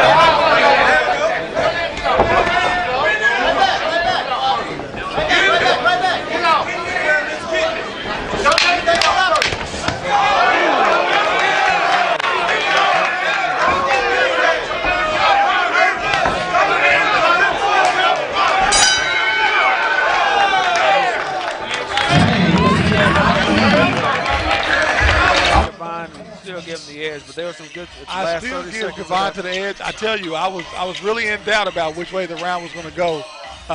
And really just the last 10 seconds, we talked about Cicero increasing his output the last 10 seconds of the previous 2 rounds. But this time I think the output by Gavon really made a difference to take this round. Both had a good exchange here in the middle of the ring, the last 30 seconds here coming up.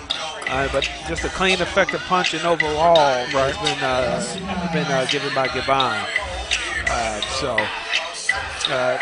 But going back to what we were saying about Joe Louis and Max Schmeling, and sometimes it's not just about the sport itself, about what makes you great. Sometimes it's just the era. Absolutely. When you do whatever it is you do, you don't have any control over your era.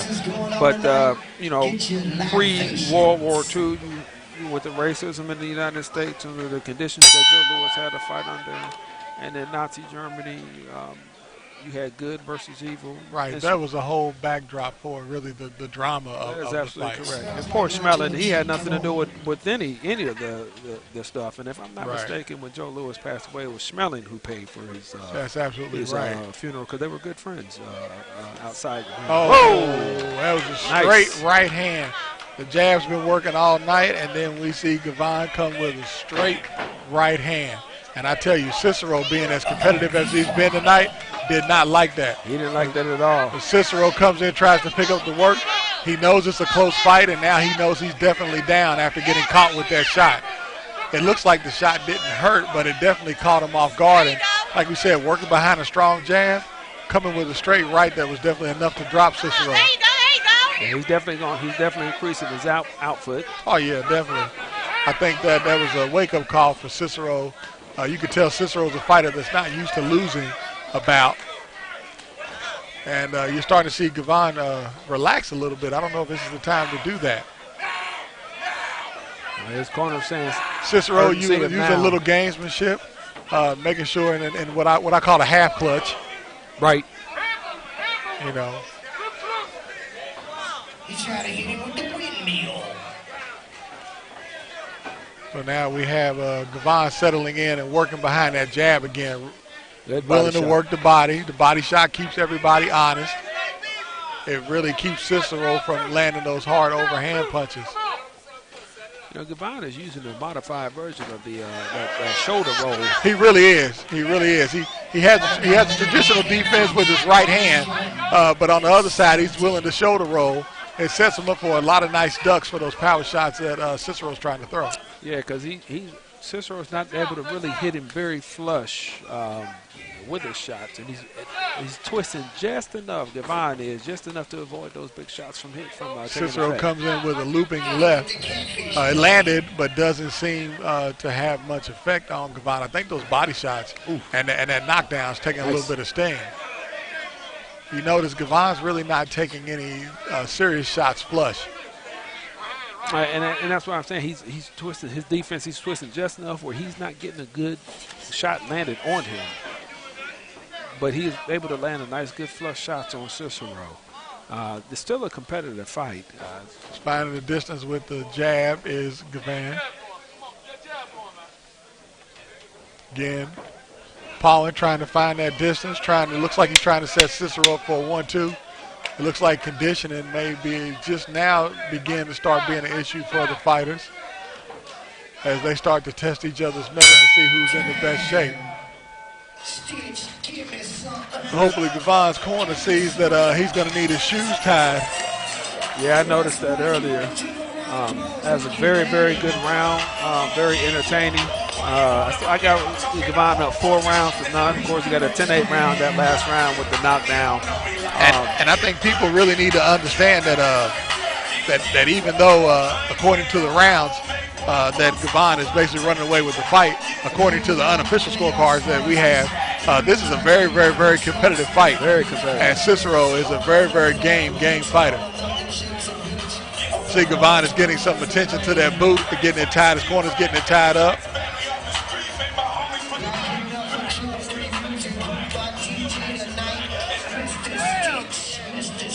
Gavan noticeably seated, taking a breather, versus Cicero choosing to stand for the latter bit of the in-between the round break. That's what I liked about Big George on his comeback. He wouldn't sit down. He said he sat down, he may not get up between rounds. I think there's some gamesmanship by Cicero to stand up in the corner, basically to send the notion that he's definitely not hurt in any kind of shape or fashion. But he did get caught with a very clean, very sharp, effective right straight down the pipe. I just got caught from some sweat from that hit. I tell you. Oh, and a nice nice right hook to the body, and a left hook to the jaw there. The first real flush punch that we've seen Cicero land. Oh, and a nice body shot there by Gavan. That shoe's going to become an issue. That shoe is. They're going to have to take some tape and put that around the shoe to try to keep that thing together. Nice. Maybe they'll get a good use for that bandana, right? There you go. It's on there for a reason. Hope it's not just to hold up his socks. But, you know, there's a thing about a boxer that has some worn shoes. Good you can tell they spent the time in the gym. Lots of sparring sessions. Cicero's doing a much better job this round. Cicero is. I think he's seen the sense of urgency. His corner's giving him some good advice. Cicero has a very good right to the body, has a very good left hook to the body as well by Cicero. Yeah, Cicero's putting in work this round. Again, this is a very competitive match, folks. But like you said, I think the urgency of now is kind of, hopefully his corner has communicated that to them. And this, again, is to stress the importance of fighters warming up. I mean, you know, Cicero, obviously both fighters have worked up a lather, but Cicero has a very good lateral movement now. He's taking the fight to Gavan now, and actually looks really good this round. Absolutely. As you see, a left hook, and then Gavan comes with his right cross to the body. And Gavan throws jabs followed by a left hook, 2 straight jabs, and a left hook again, 2 jabs. Cicero showing that lateral movement, using the movement to try to keep Gavan honest and work his way in. Gets a nice left hook right there, right just under the chin of Gavan. Gavan smiles as to say it didn't hurt, but you and I both know when you get caught with a punch and smile, that's pretty self-explanatory. Got a little sting on it, a little touch. But Gavan working behind that jab still. Cicero coming in. Gavan, both fighters trying to work some action. Both fighters exchange right crosses at the end of the round. That was a good round at the end. I actually gave that round to Cicero. I thought he earned that. Yeah, very close. Cicero was the aggressor for the majority of the round. Cicero had the clean, effective punches. Still have to give the ring generalship to Gavan, but you can tell that Cicero's definitely getting some good advice there in the ring, and now that he's worked up, he's really taking the fight to Gavan. So we'll see if this continues to go.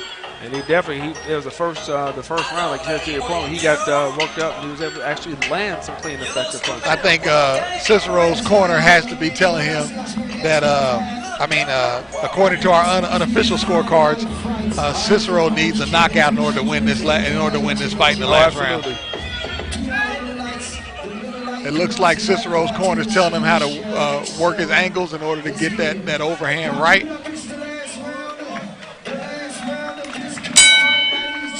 This is the last round of what's been a very competitive fight. Fighters touch gloves to show sportsmanship. They come out boxing. Devon looks to be willing to coast this round.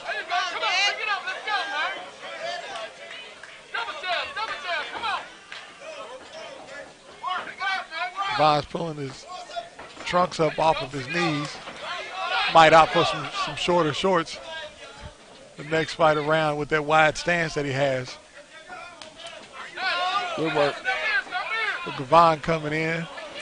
Oh, nice uppercut. Nice right uppercut. Again, Cicero coming in, taking the fight. Knowing he needs, or I don't know if he knows he needs it, but according to our unofficial scorecard, Cicero needs a knockout in order to win this fight. Good job. Devon is working behind the jab, willing to work behind the jab. Make him keep moving. Cicero's going to have to start pressing if he wants to do anything, but that jab of Devon is just relentless. Cicero works his way in. And Gavon, even though with the lead, is still looking for a knockout. It looks like Cicero there. He's willing to mix it up. Is that blood we see on Cicero? Looks like some blood on the right cheek or left cheek of Cicero. Cicero did get caught with it right at the end of the last exchange. I tell you, it's good to see a fighter like Gavon that has a lead and still willing to mix it up. Yeah, this is a good fight. This is a good competitive round right here. This is by far the most competitive fight of the evening. That is a cut. Seems to be a cut right there on the forehead, maybe. Oh man, I can't even tell. You can't really tell, but there's some swelling under the left eye of Cicero. We can't really tell where that cut's coming from. We do see some abrasion under the left eye, and we see some blood on the right there in the middle of the forehead. Nice right body shot by Devon. Another hard right body shot and a hard right up top by Gavin. Like some tape loose there. A little bit of tape flailing off there, but not enough for Judge Whittemore to stop the fight here in the last round and get that taken care of. I applaud him for letting these fighters go ahead and fight it out. Yeah, he's had to do very little for this fight. These guys are pretty clean, not a lot of clinching, nothing ugly. I mean, just good bout. Good, evenly competitive fight. Gavon is clearly throwing some clean shots this fight that seem to make all the difference. Working behind the jab and willing to mix it up. But you can't take anything away from Cicero as both fighters coming in trying to close the fight out. I'll tell you what, that last round was tough, man. That was a really tough round, man. That was a good fight. You know, that was a very tough round. I don't know, I go either way. Just because it doesn't make an overall difference, I think on our unofficial scorecards, we're going to go with Cicero for that. I said that was pretty solid. Both of them landed good, clean, effective punches. That was really tough, man. Gavin at the end landed some of the ones. Sometimes you're not sure who you would rather bend. I just think Cicero that last round took a couple of punches I wouldn't want to be a part of. But to your overall point, I think it's a moot point. I got 5 rounds, 2-1 for Gavin with the points for the knockdown, and round number 4. So you have the fight overall as a 54-57. And honestly, if I had not given that last round to Cicero, I think I would have had the same score as well. I had the fight as a 58-53 for Gavin.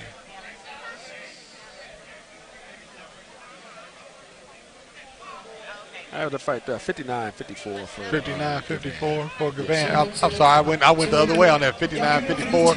I had to fight 53-58 for Gavin.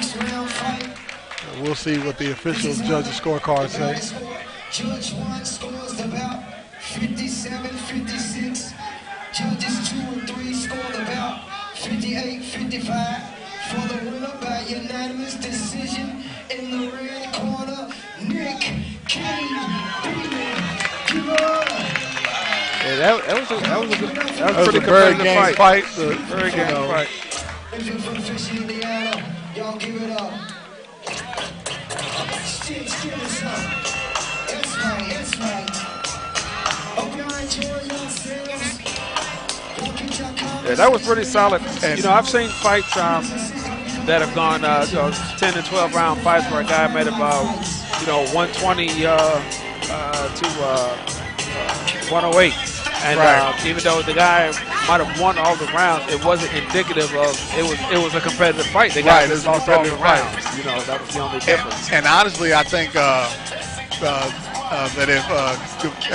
if Cicero was to begin picking fights in the 8 to 10 round range, it looks like he's definitely more polished to move up to those type of fights. Absolutely. But then again, when you move up to those kind of fights, you're moving up in competition, moving up in experience for fighters. So that's up for his camp to decide if he's ready or not. But from what we've seen here tonight, I mean, he definitely would have been a more competitive fighter, probably a more dominant fighter had the fight gone beyond the 8-round mark. Yeah, like I said, this is a very, very solid fight overall, and all the cards within 1 point of one another. Like I said, that last round I had was very, very tough. Your scorecard was more in line with what the other judges had, and I mean that was just a great, great fight. But going back to what we were talking about as far as the greatest of all time, like I say. Number 2 on that list for me personally, I think is I'll go with Jack Johnson out of Galveston, Texas. Okay. Turn of the century. Right. They put the jail and the man in prison for the Mann Act. Jack Johnson was really one of the first fighters that you saw to really work angles in the ring, and would still be an angry fighter. He was the modern day. That's where all your clinching comes from. He's the father of that.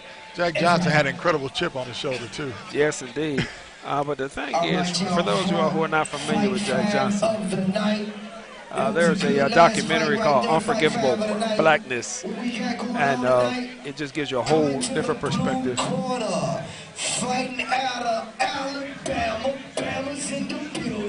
Alabama's in the house.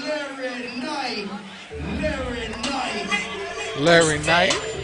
Larry Knight. Yeah, Jack Johnson, when he was doing that turn of the century, the way, the flamboyancy, every modern day athlete, no matter what sport, needs to see this documentary. The way he, the fur coats, the jewelry, the gold grills, it's amazing to look at that. You'll think this guy came from, like a rap video from the 80s or 90s. It's early 1900s, man. If you notice here, Larry Knight has Team Robinson in his fight corner. Again, that's Ryan Robinson, the impressive fighter we saw from the UK earlier. We know he has Floyd Mayweather on his shirt, his money team shirt on him.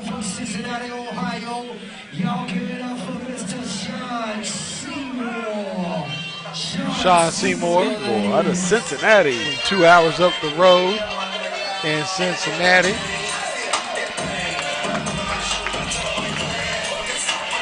So we'll see if he can come and bring that Adrian Broner flair, some of that Cincinnati.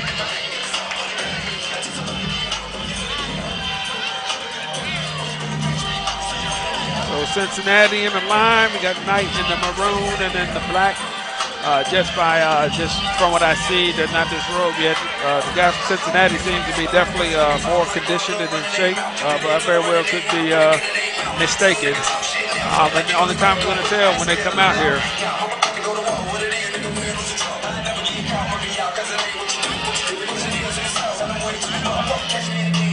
And I was not mistaken.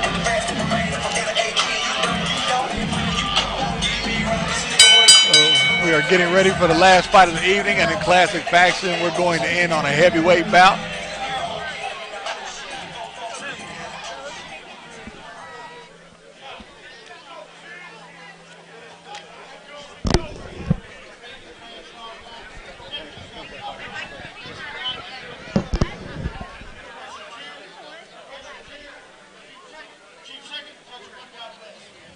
We see Sean Seymour with the belly tat of 1992.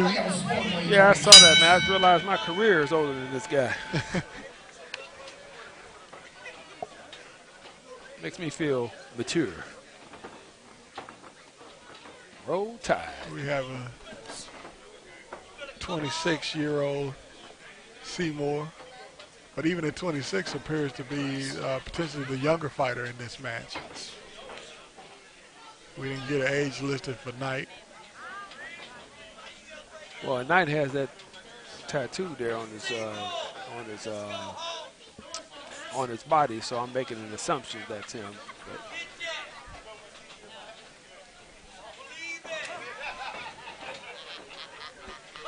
But yeah.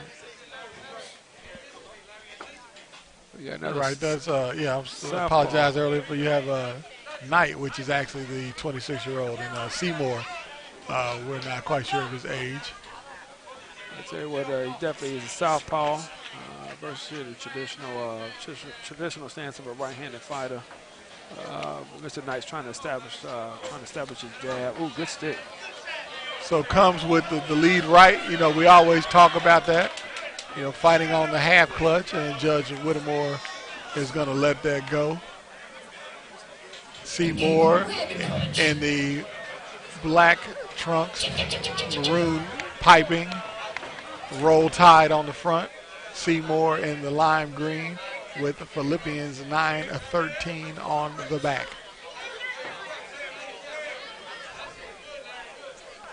Excuse me, Philippians 4-13. Is that a 4 or a 9? I can't That's a tell. 4. That's a 4. Yeah, 9-13 just didn't sound right. Sound like I wasn't raised in church. Well. Yeah, Seymour's going to simply have to work that body. I mean, that's just, you know. With right to the body. Often. Using that southpaw stance. Seymour's actually fighting he's fighting in a southpaw stance. Gets caught with a straight right. Got caught a nice right hand by Mr. Knight. Again, that is the southpaw kryptonite, is the straight right hand punch. And Seymour knew it. The look of frustration on his face. He just got caught. He was twisted up trying to make that transition. Knight's corners telling him to continue with the right. And this time it is Seymour throwing punches on that clinch. Nice 1-2 by Seymour. Seymour probably knows he has to take the fight to Knight now. Yeah, he can't play around with this guy. You know, you got to go in there and start going to work and don't make assumptions. Like I said, this guy sat him down. So he seemed to be a little bit embarrassed about that. So. And again, this fight was sanctioned by the Kentucky State Athletic Commission as a plus 201-pound fight. So anything 201 pounds and up is game for this heavyweight fight, and that is so in the Commonwealth of Kentucky. And Mr. Knight, we were talking about George Foreman earlier, and he does not have a stool. He decided to stay up during the rounds. Very reminiscent of the mid-'90s Big George between rounds. I tell you, Knight is getting some very, very attentive corner advice from Team Robinson. Yeah, he definitely has Team Robinson there. Ryan Robinson is also over there helping him move on. And just to give another shout out to our sponsors, we got Bob Cook Locksmith Services helping make this all possible this evening.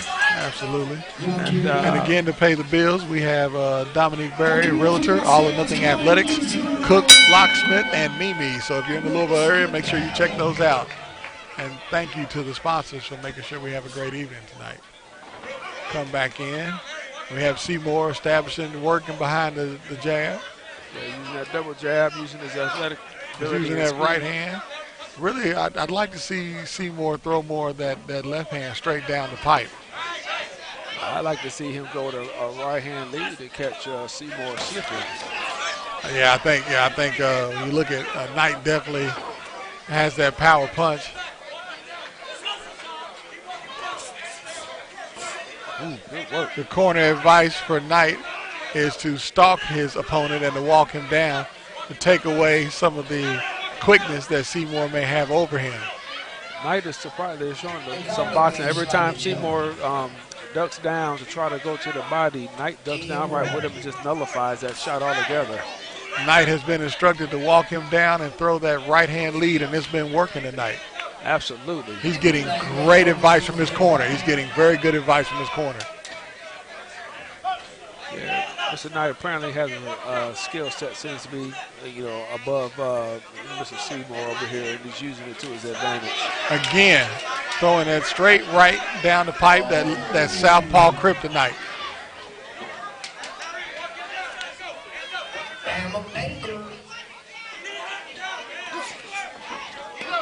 Good body shot.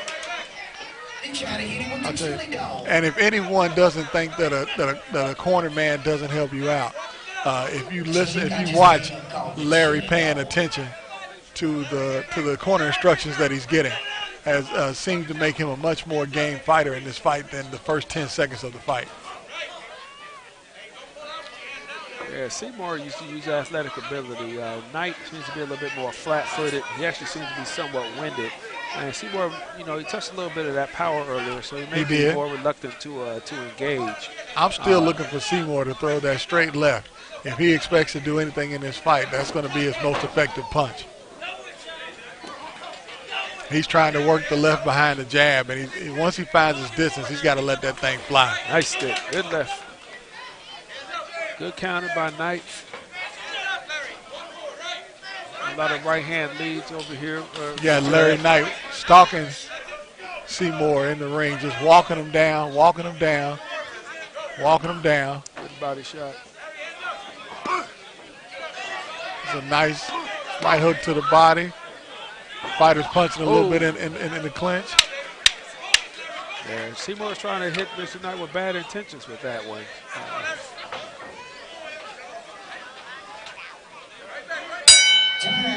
That's pretty close. That's pretty competitive round. That was pretty close. I like the advice that Knight's corner is giving him to walk his opponent down. He's not using a lot of energy. He's keeping his back foot planted to have a lot of power. And every single time Seymour comes in, by walking him down and closing that distance, Seymour can't get effective shots off. He can't. And Larry Knight, being willing to throw that right hand, is coming in with really some hard rights. So even though we're not seeing a lot of activity, we're seeing ring generalship and clean, effective punching coming from Knight. Yeah, Alabama definitely controlling where the fight is going. He's actually controlling the pace, which is something that, like I said, I thought Seymour was using athletic ability to simply stick and move. One of the best displays of that during a championship fight was Bernard Hopkins when he fought Felix Now, Trinidad. if you look at some of the body language from Knight's corner, they are definitely giving him strategies to work in that straight right hand. Absolutely. They're actually telling him to go overhand this round, and he comes right with it. Again, he keeps his guard up, and he walks Seymour down. If Seymour wants to be effective in this fight, he's got to find a way to get those shots off. But with Knight's power, Seymour's got to be committed to throwing that hard straight left. Good body work. Nice. Again, coming up top with the left. And actually for Seymour, that's a left cross, being a southpaw fighter. Finally leads with the left to the body. And the fact that he actually tried to sidestep and get out of the way. Seymour trying to work behind the jab. Knight closing the distance, making that jab a little less effective. Seymour starting to find a little bit of a rhythm, but definitely you can tell has a lot of respect for the power that Knight's shown. There's a smile coming from Seymour. So Larry again leading in with that right. See that dip, throwing that right, it lands every time. That punch is incredibly hard for a southpaw to defend against, unless the southpaw is willing to throw the exact same punch from the opposite stance. Seymour definitely seems, whatever his corner throwing, he seems to be quite effective. He's actually dodging punches, getting in close, and actually scoring points. He's not been able to hurt Knight, but he is, at this point at least, not taking any big shots. Nice counter. Nice counter, right hand. Finally Did you ever mention something about that right hand? I mentioned a little bit about that counter right. If you're not going to throw that straight left down the pipe, you got to be able to come with a counter right. I got to get to the side. Nice, strong snuffed him up. Right cross for Seymour. Let's go, man. Let's go. Right there, Shaq. Let's go, man. May have Knight, looks like he may be tiring a little bit. He doesn't be tired, but he's still controlling, dictating. He's definitely still controlling the fight. He's still cutting off the ring, still stalking Seymour down. Tell you, one thing I like about Knight is he's throwing punches. He's been going backwards. Knight is throwing punches. He caught Seymour with a double right. Seymour throwing a very strong right jab and finally came with a left over the top. That left, that's right. If that had been down the pipe, he might have went on ahead and he's going to have to lead with that punch if he wants to see any damage, if he wants to try to work his way back into the fight. All right, I get that last round to Seymour. He really he came through. Actually stepped and moved. Hit. He did. He tried did. to get out the way. After walking into so many of those rights, he finally went ahead and wanted to throw the punch, hit or miss, to go ahead and slip afterwards.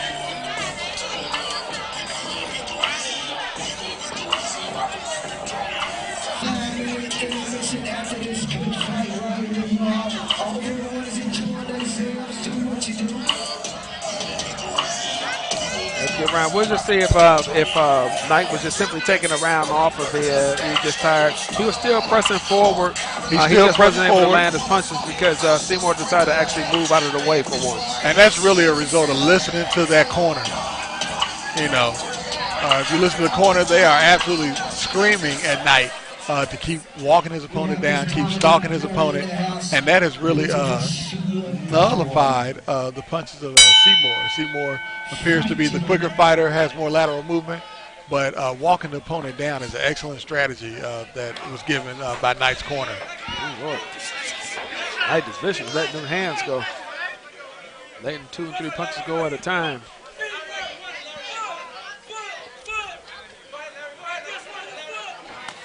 Ooh, good body work. I think Seymour is starting to get a little bit used to that timing. I said, well, speaking of timing, one of the current fighters, A-listers here, who I don't think gets enough due. And he's not a flashy type of guy, but Danny Garcia, I tell you, you talk about timing. That guy. Danny Garcia, once again, I always like to talk about things you just can't teach. Fighter instincts, heavy hands, timing. Those are things that, you can always work on getting more powerful.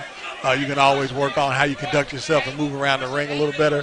But to have those 3 things are just natural gifts to be aggressive. Those are things that you just can't teach. Having them work together, good work. These guys are both working hard over here. Knight came over here with a 3-punch combination. Got Seymour in the corner where he wants him. So you see Seymour's starting to get his timing down. He's starting to figure it out.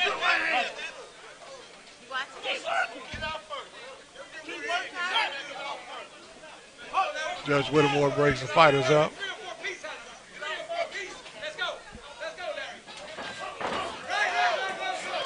And Knight not being afraid to mix it up, I think that's throwing Seymour off a little bit. Yeah, and the thing is, Seymour, like I say, he's just not using his natural athletic ability to try to at least establish the jab to keep Knight off of him. Because Knight is still coming in there without any fear. I tell you, I think that initial knockdown has flustered Seymour, and Seymour really has not found an answer to being walked down and being crowded, really not being given the room to kind of work the kind of fight that he looks like he was planning to come in and work. Yeah, he probably just took just a look at our boy and made some assumptions. Absolutely. Knight is clearly he's skilled. And, of course, I wasn't on the receiving end of that punch either. So, like you said, he might be thinking twice. Good body shot. Nice body shot. Nice hard right body shot. Finally, lead with a left cross to the body and a right hook from Seymour. Seymour getting worked up. He's trying to goat Knight. But I really don't understand. You're goading a fighter to come in, a fighter that's been walking you down the entire fight. Right. I say, you need to just get out the way and land more punches. Don't be worried about goading this guy. We come down to 10 seconds. Good Fighters work. willing to mix it up. And I tell you, Knight's getting the better of most of these exchanges in this fight. Yeah, that was a good round right there. That one can go either way. I'm gonna go with Seymour on that one, but again, that was very, very close round. Like I said, those exchanges, Knight is getting the better of the exchanges. Oh yeah, he says everything else up to that. Yeah, Danny Garcia's last week against Brandon Rios. Holy cow! I mean, just all of a sudden, pow! I mean, this time is just awesome. His fight against Amir Khan, where he realized Amir Khan had that hand speed. Exactly. And don't get me wrong, Amir Khan doesn't have the strongest of chins. However, he's long. He has a good jab. He's rangy with a good jab. Keep a fighter off of him.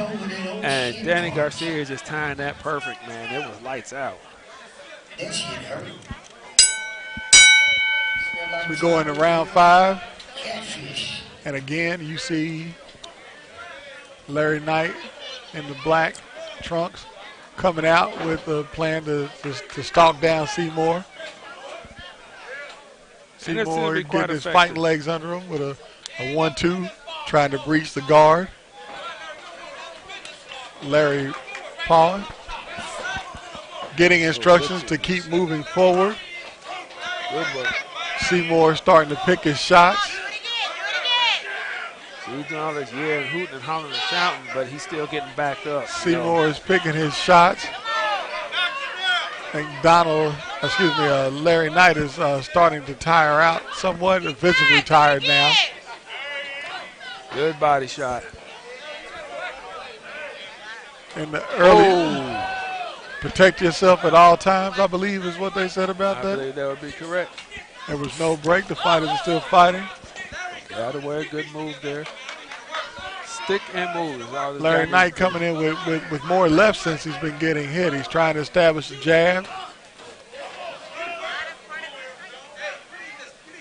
I'm not understanding why Seymour's trying to grab and get inside of this guy. Just keep this guy on the outside of your jab. Seymour's leading with a left hook to the body. When he gets back down now, it's a good one. But again, Larry Knight closing the ring off and being willing to mix it up with Seymour. And this corner is freedom for him to get up in there. I mean, once again, when you start talking about excellent advice from a corner,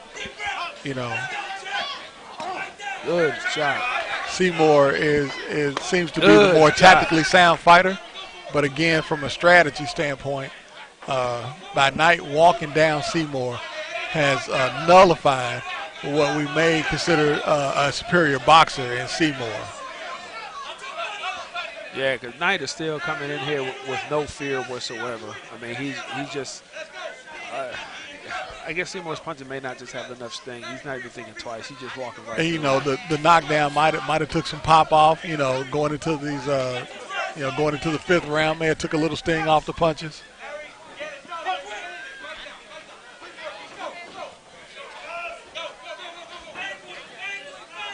Larry feints with the left. Seymour is looking to land. Seymour gets that lead left in, goes back to the right to set up the 1-2 with the right-left combo. Judge Whittemore breaks him up. We're down to the last 10 seconds. Nice 1-2 set up, another 1-2, and Larry Knight seems to be feeling the effects of that a little bit. Yeah, he got his head snapped back over here in this corner. Seymour definitely is coming up on this right here. So we're going into the last round, even with the knockdown. This fight could really go either way. It can go either way. I got a 3 rounds to 2 for Seymour, but like you say, with that knockdown in play, it makes all the difference in the world.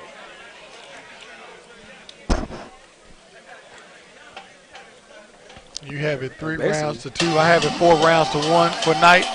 Like I said, what is a very, very, very competitive fight. Yeah, I got it right now pretty much even based on because of that knockdown.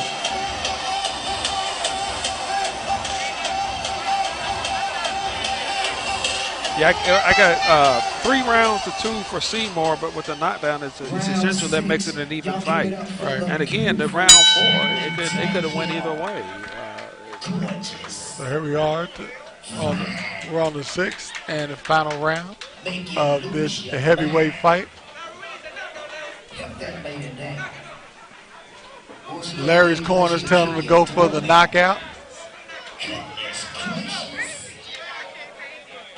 What do you think about that advice from Larry Knight's corner about going for the knockout? Like I say, it's close. It could be either way. It seemed like he may be a little fatigued, or maybe Seymour's just using his athletic ability finally. Seymour's definitely been doing a good job of just hitting and moving out of the way. Now what I don't like is when the guys come doing all this stuff. Oh, man, a nice hard right leading in with that hard straight right for Knight. Ooh, good stick. Again, up top, but Seymour's fighting too, and we really have what has turned out to be one of the better rounds of the night with these two fighters going at it. Yeah, he got hit pretty good, and then Seymour countered him with a 2-piece. So it's a pretty even fight. I think Seymour just has a slight advantage just because he's actually using his athletic ability to his advantage.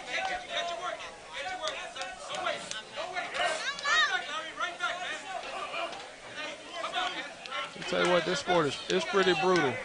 It takes a special type of man or woman to engage and to knowing that you're going into physical combat.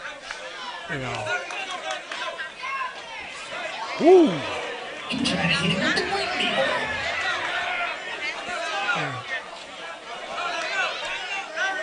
Larry Knight showing I think he's a little some deceptive quickness though on very deceptive on that man. On that looping right hook from Seymour. You know, it's always funny when you get a left-hand fighter. You know, I get to use terms like a right hook instead of a left hook or overhand left. Good body work by Seymour. Hey, this is what he should have been doing from the beginning. Stick, you know, but you know, feeling that power from a fresh Larry Knight. Ooh, nice uppercut by Mr. Knight. He must be feeling because he's backing up. As we come into the latter stages of the round, fighters touch gloves and prepare for, again, Knight stalking down Seymour, but Seymour getting clean shots off this round. Throwing shots to the body, trying to get Knight to drop those arms. Seems to be working in the last round, and a nice straight left hand. A punch I've been looking for all night. For that all night long. As the fighters going at it to end the fight. Good round.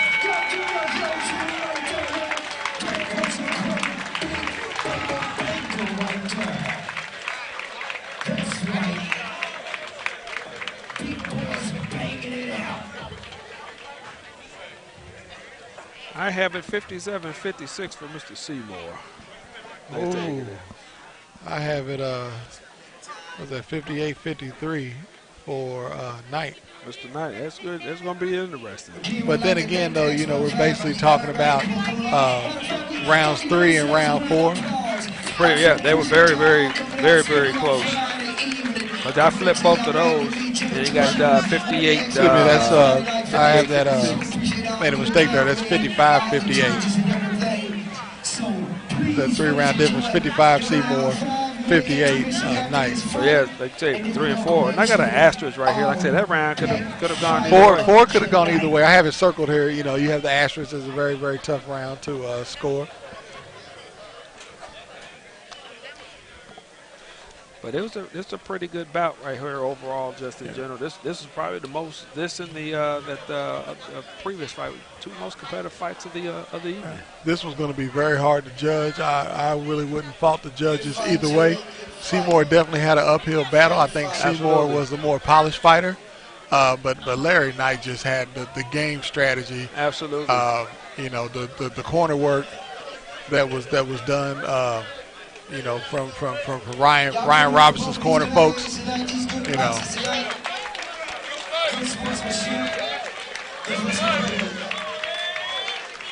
All right, y'all, the decision. All three judges scored about 58-55 for the winner by unanimous decision. In the red corner, I give it up for Sean Seymour. 58-55. 58-55 for Sean Seymour. That means that these judges would have gave rounds 2, 3, and 4 to Seymour.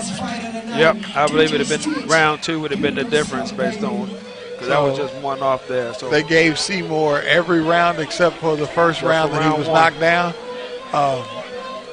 Although that wasn't the same fight that I saw, I think the judges did an excellent job. Seymour was definitely the more polished fighter throughout the fight. We talk about, you know, Seymour definitely had clean, effective punching, but I don't know that Seymour had the overall aggression and the ring generalship. He was definitely backing up from that, like I said, that knockdown, although I believe it was flash knockdown, but Knight must have had just enough power to when you want to keep him off, you know. A lot of guys that don't have a lot of knockouts just in general, but they keep winning fights. When you hear the other guys talking, you know, well, why didn't you go in there? He doesn't have any power. Well, he has just enough that there's a concern about me going forward. And absolutely, I'd like to applaud the judges this evening because they did consistently call all the fights on the punches. Yes, you know, and you can never fight judges for you can't argue with judges that call fights on the punches. That is, you know, that's going to be the most consistent way. You know, you and I can sit here and we could talk about ring generalship. We could talk about overall aggression. You know, those are things that are always opinionated. But I do like the fact that these judges went primarily by punch totals. Right. And this was a very good job by these judges from the Kentucky State Athletic Commission. And hopefully that brings bigger and better fights to the Commonwealth of Kentucky when you see good, consistent judging that is very difficult.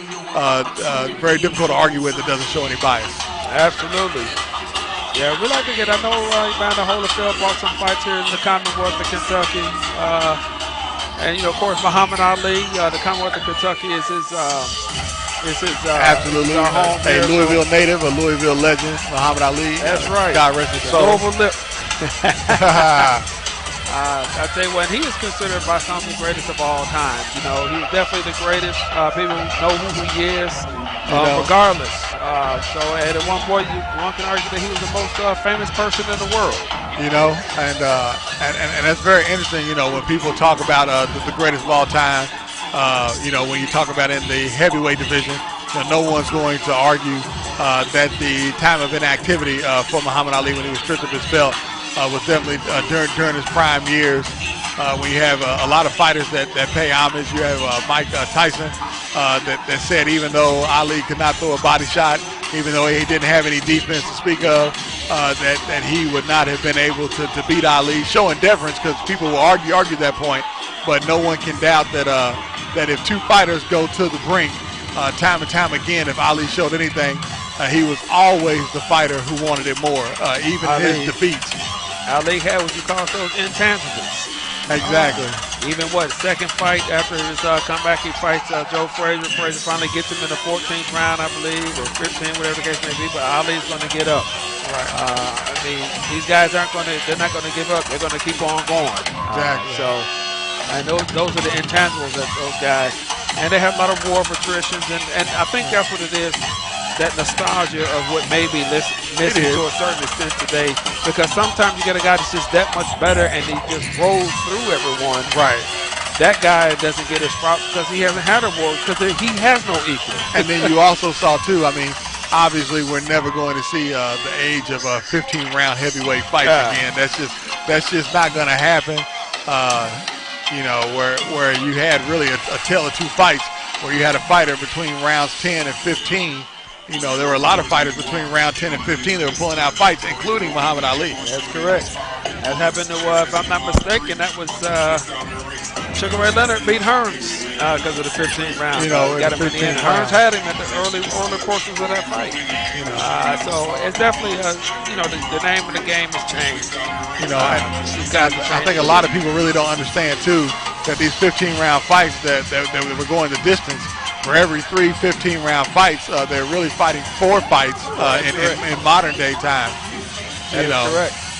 And with the fighters fighting more frequently, there was money to be made, obviously, but the pool of competition and the time that it took to train, the time that it took to fully heal, is that you oftentimes had more fighters that were fighting when they weren't at 100% during their full era. It was brutal. I tell you, one of the modern day fighters who I think would have loved to have seen fight during that era is Evander Holyfield. Because even though with that loss of Riddick Bowe, the man had the flu. I'm not making any excuses for anyone, and Evander doesn't even make excuses for himself. Right. But he didn't want to call off the fight because there was so much promotion and it was so close to everything like that. And I think he has those intangibles that he would have been right there in the mix in that day with those guys. A lot of, all the weight classes all around. And the next time we'll talk about one of the divisions that's been good the whole time. And we'll go from Sugar Ray Robinson all the way to modern times with the welterweight division. Exactly. The welterweight division has never been sorry. Right. Always been good guys. There's never been a non-contested welterweight division. I think the majority of the fight of the years come out of the welterweight division. I think for true avid fight fans that keep up with the sport, you definitely have fighters that are in that welterweight division. I think now we actually have moving up into that welterweight division the young man that's out of Nebraska. Oh my God. I'm having a brain fart right now, but Terrence Crawford. Terrence Crawford is a beast to be reckoned with. Terrence Crawford moving up in weight, fights southpaw, fights conventional, fights even stance at times, has power in both hands, fights with an incredible chip on his shoulder, fights with a meanness that we haven't seen in a real long time. Terrence Crawford is an old school fighter. The man is just mean. And I just want to see him get up in the mix. I didn't realize he was like late in the time.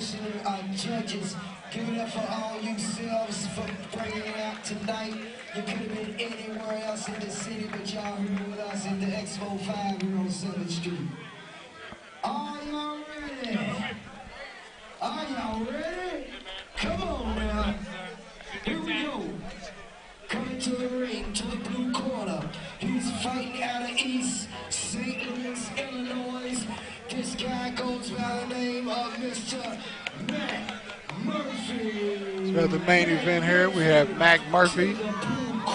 East St. Louis, Murphy coming in from East St. Louis, Missouri. East St. Louis on the other side of the river. East St. Louis, cross the bridge, East Boogie. Yeah, East St. Louis ain't no joke, folks. For those who are not familiar, I'm from Gary, and we pay different than East St. Louis.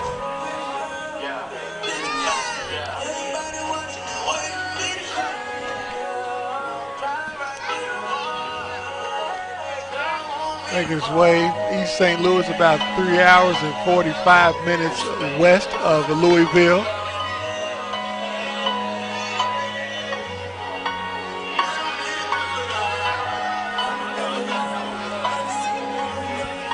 But I can tell you right now, just as a bias, I don't like the fact when the guy doesn't come in with the appropriate equipment. And guy looks like he's wearing a pair of jogging shoes in here. Doesn't have a pair of boxing shoes, so that psychologically it doesn't bode well. Well, you never know. Maybe he left him in transit.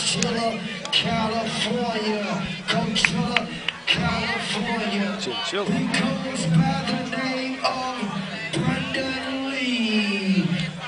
I don't know. Those don't appear to be track shoes. They're kind of flat on the bottoms. Maybe indoor. I'm not sure.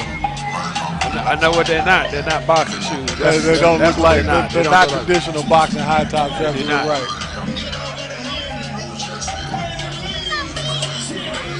We have Brandon Lee coming in here now.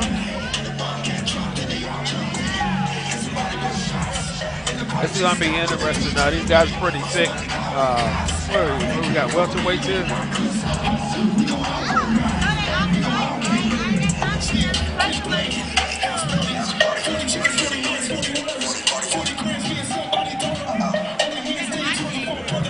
I'm not quite sure the weight class for these guys. Both fighters appear to be welterweights.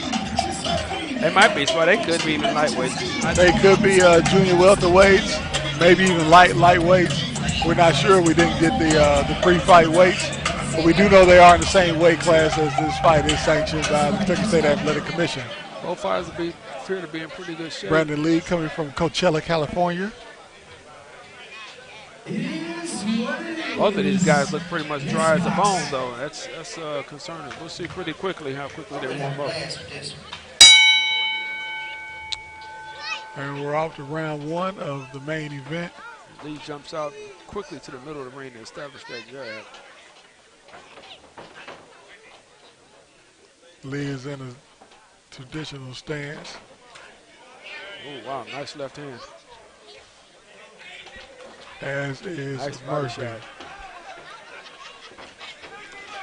Murphy swings with the left hook. Murphy using a wide stance, but guard relatively down as Lee fires over top.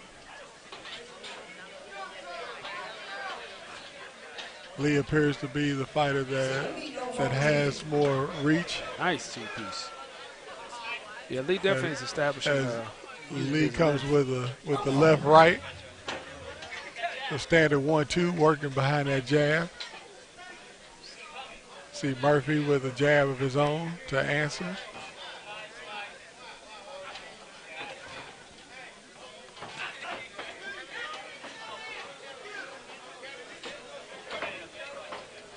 Nice good jab work by Lee.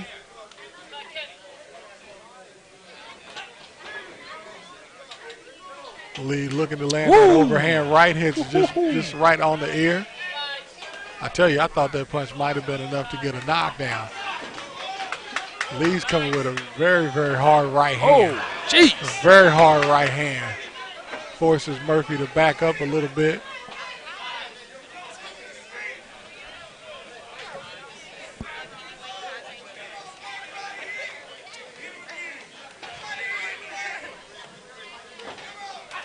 Nice. Lee showing some power with the left. Showed a little patience when he threw that left hand, too. He did wait on it. Seemed hesitant to throw it, but still threw it with enough power. Lee looking impressive here in the first round. Oh, absolutely. He's working behind a good jab. He's demonstrating sincere patience and not just wasting his energy. Inside nice flurry, working behind a nice right uppercut set up behind that left jab. Good body shot. Nice right hook to the, right cross to the body by Lee. Good body. Oh, he's and hurt. to counter that left hook, that Murphy actually threw a really solid left hook, yeah, but that was a good call because that was a slip. A slippage called by Judge Whittemore. That wet spot from that earlier fight. Not to mention the announcer made note of this guy's shoes. It looks like he's wearing a pair of just flat-out running shoes there. Well, that was an easy round to score. Brendan Lee clearly is showing that he has some type of some superior training. He's definitely conditioned. He come here ready to fight. He's definitely skilled. Absolutely. Brandon Lee is representing Coachella Valley Boxing Club. So if you are ever in Coachella, California, and you're looking for a boxing club, Brandon Lee is represented at least in the first round. Yeah, we have another couple of rounds to go. If that was a filling out round, then Murphy maybe he's roping to open this, but he's going to have to get it together. He already just his body language in the corner. He looks defeated at this point. It's just round one.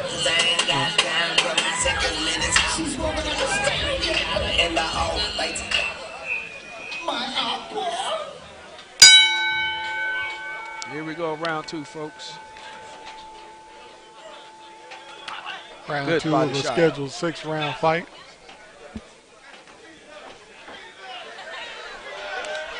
Little gamesmanship, taunting by Lee. Lee looking into the camera. Little showboat action going. Murphy ignores it, sticks to his fight plan. Lee is establishing his reach. Murphy got that left hand down pretty low, and as body shots are starting to take its toll. Absolutely. Even though that was the correct call on that slip over there in the corner, there was a body shot that went in there that actually hurt Mr. Lee is working that jab.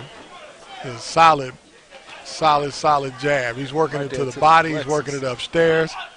Oh! And he follows with a left-right 4-punch combo. I don't think Murphy's sets it up again, and now just a flurry of punches, willing to mix it up, and he is trying to put Murphy away. And eventually Murphy falls from the accumulation of punches from Brandon Lee.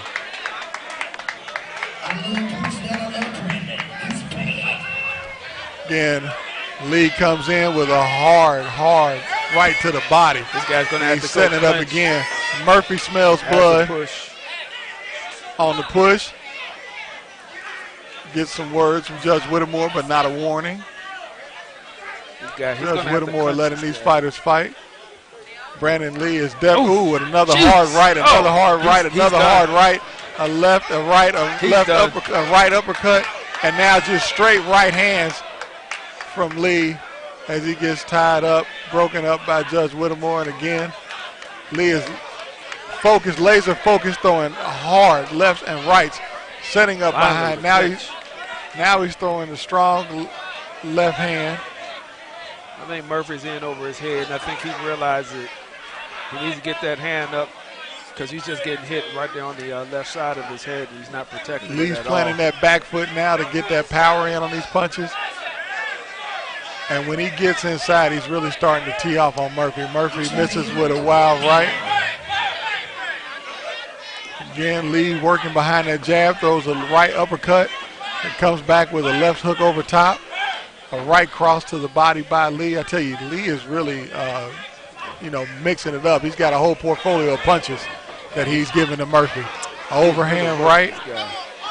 Another overhand right. Lee gets caught with a counter left hook, but is still throwing punches in bunches. You got a right hook followed by, a right uppercut followed by a left hook.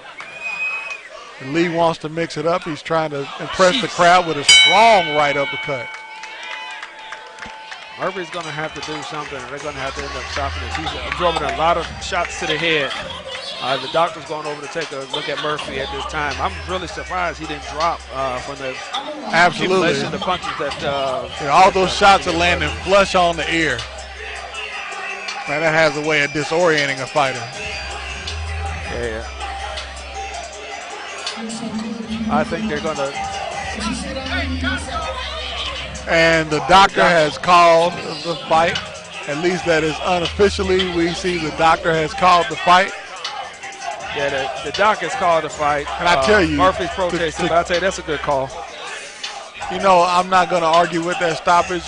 Those hits on the ear.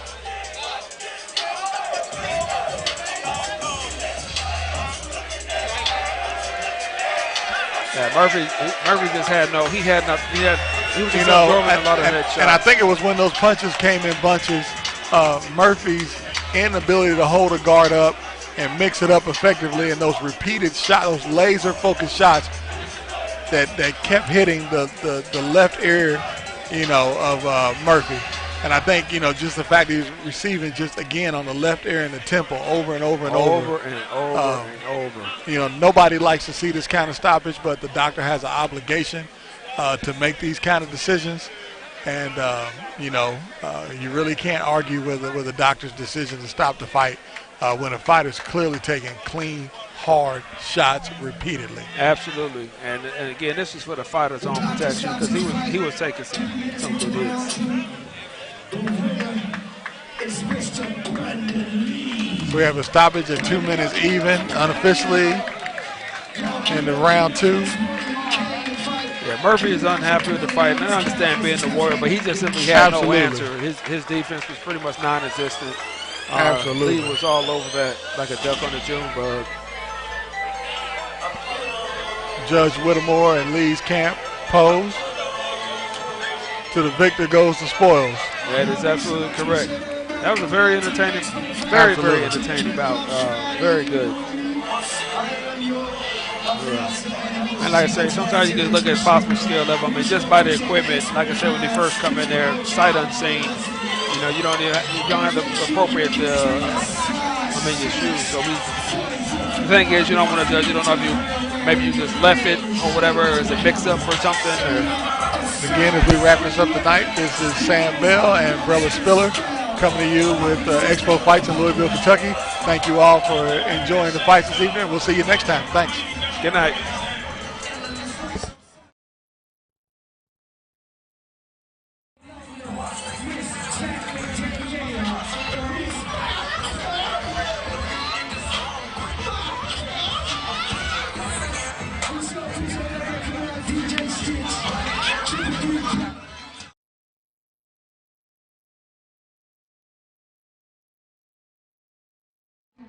Boxing Association Commissioner, Mr. John Neal. I am your host, announcer. Jimmy Two Shoes is the news, and I'm out.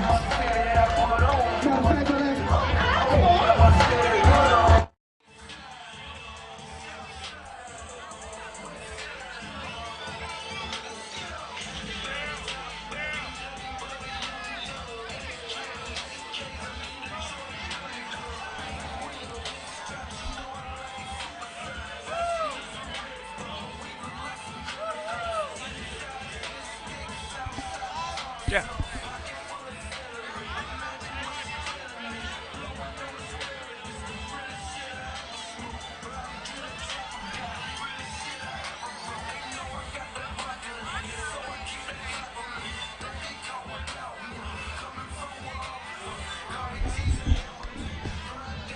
All right, you're good.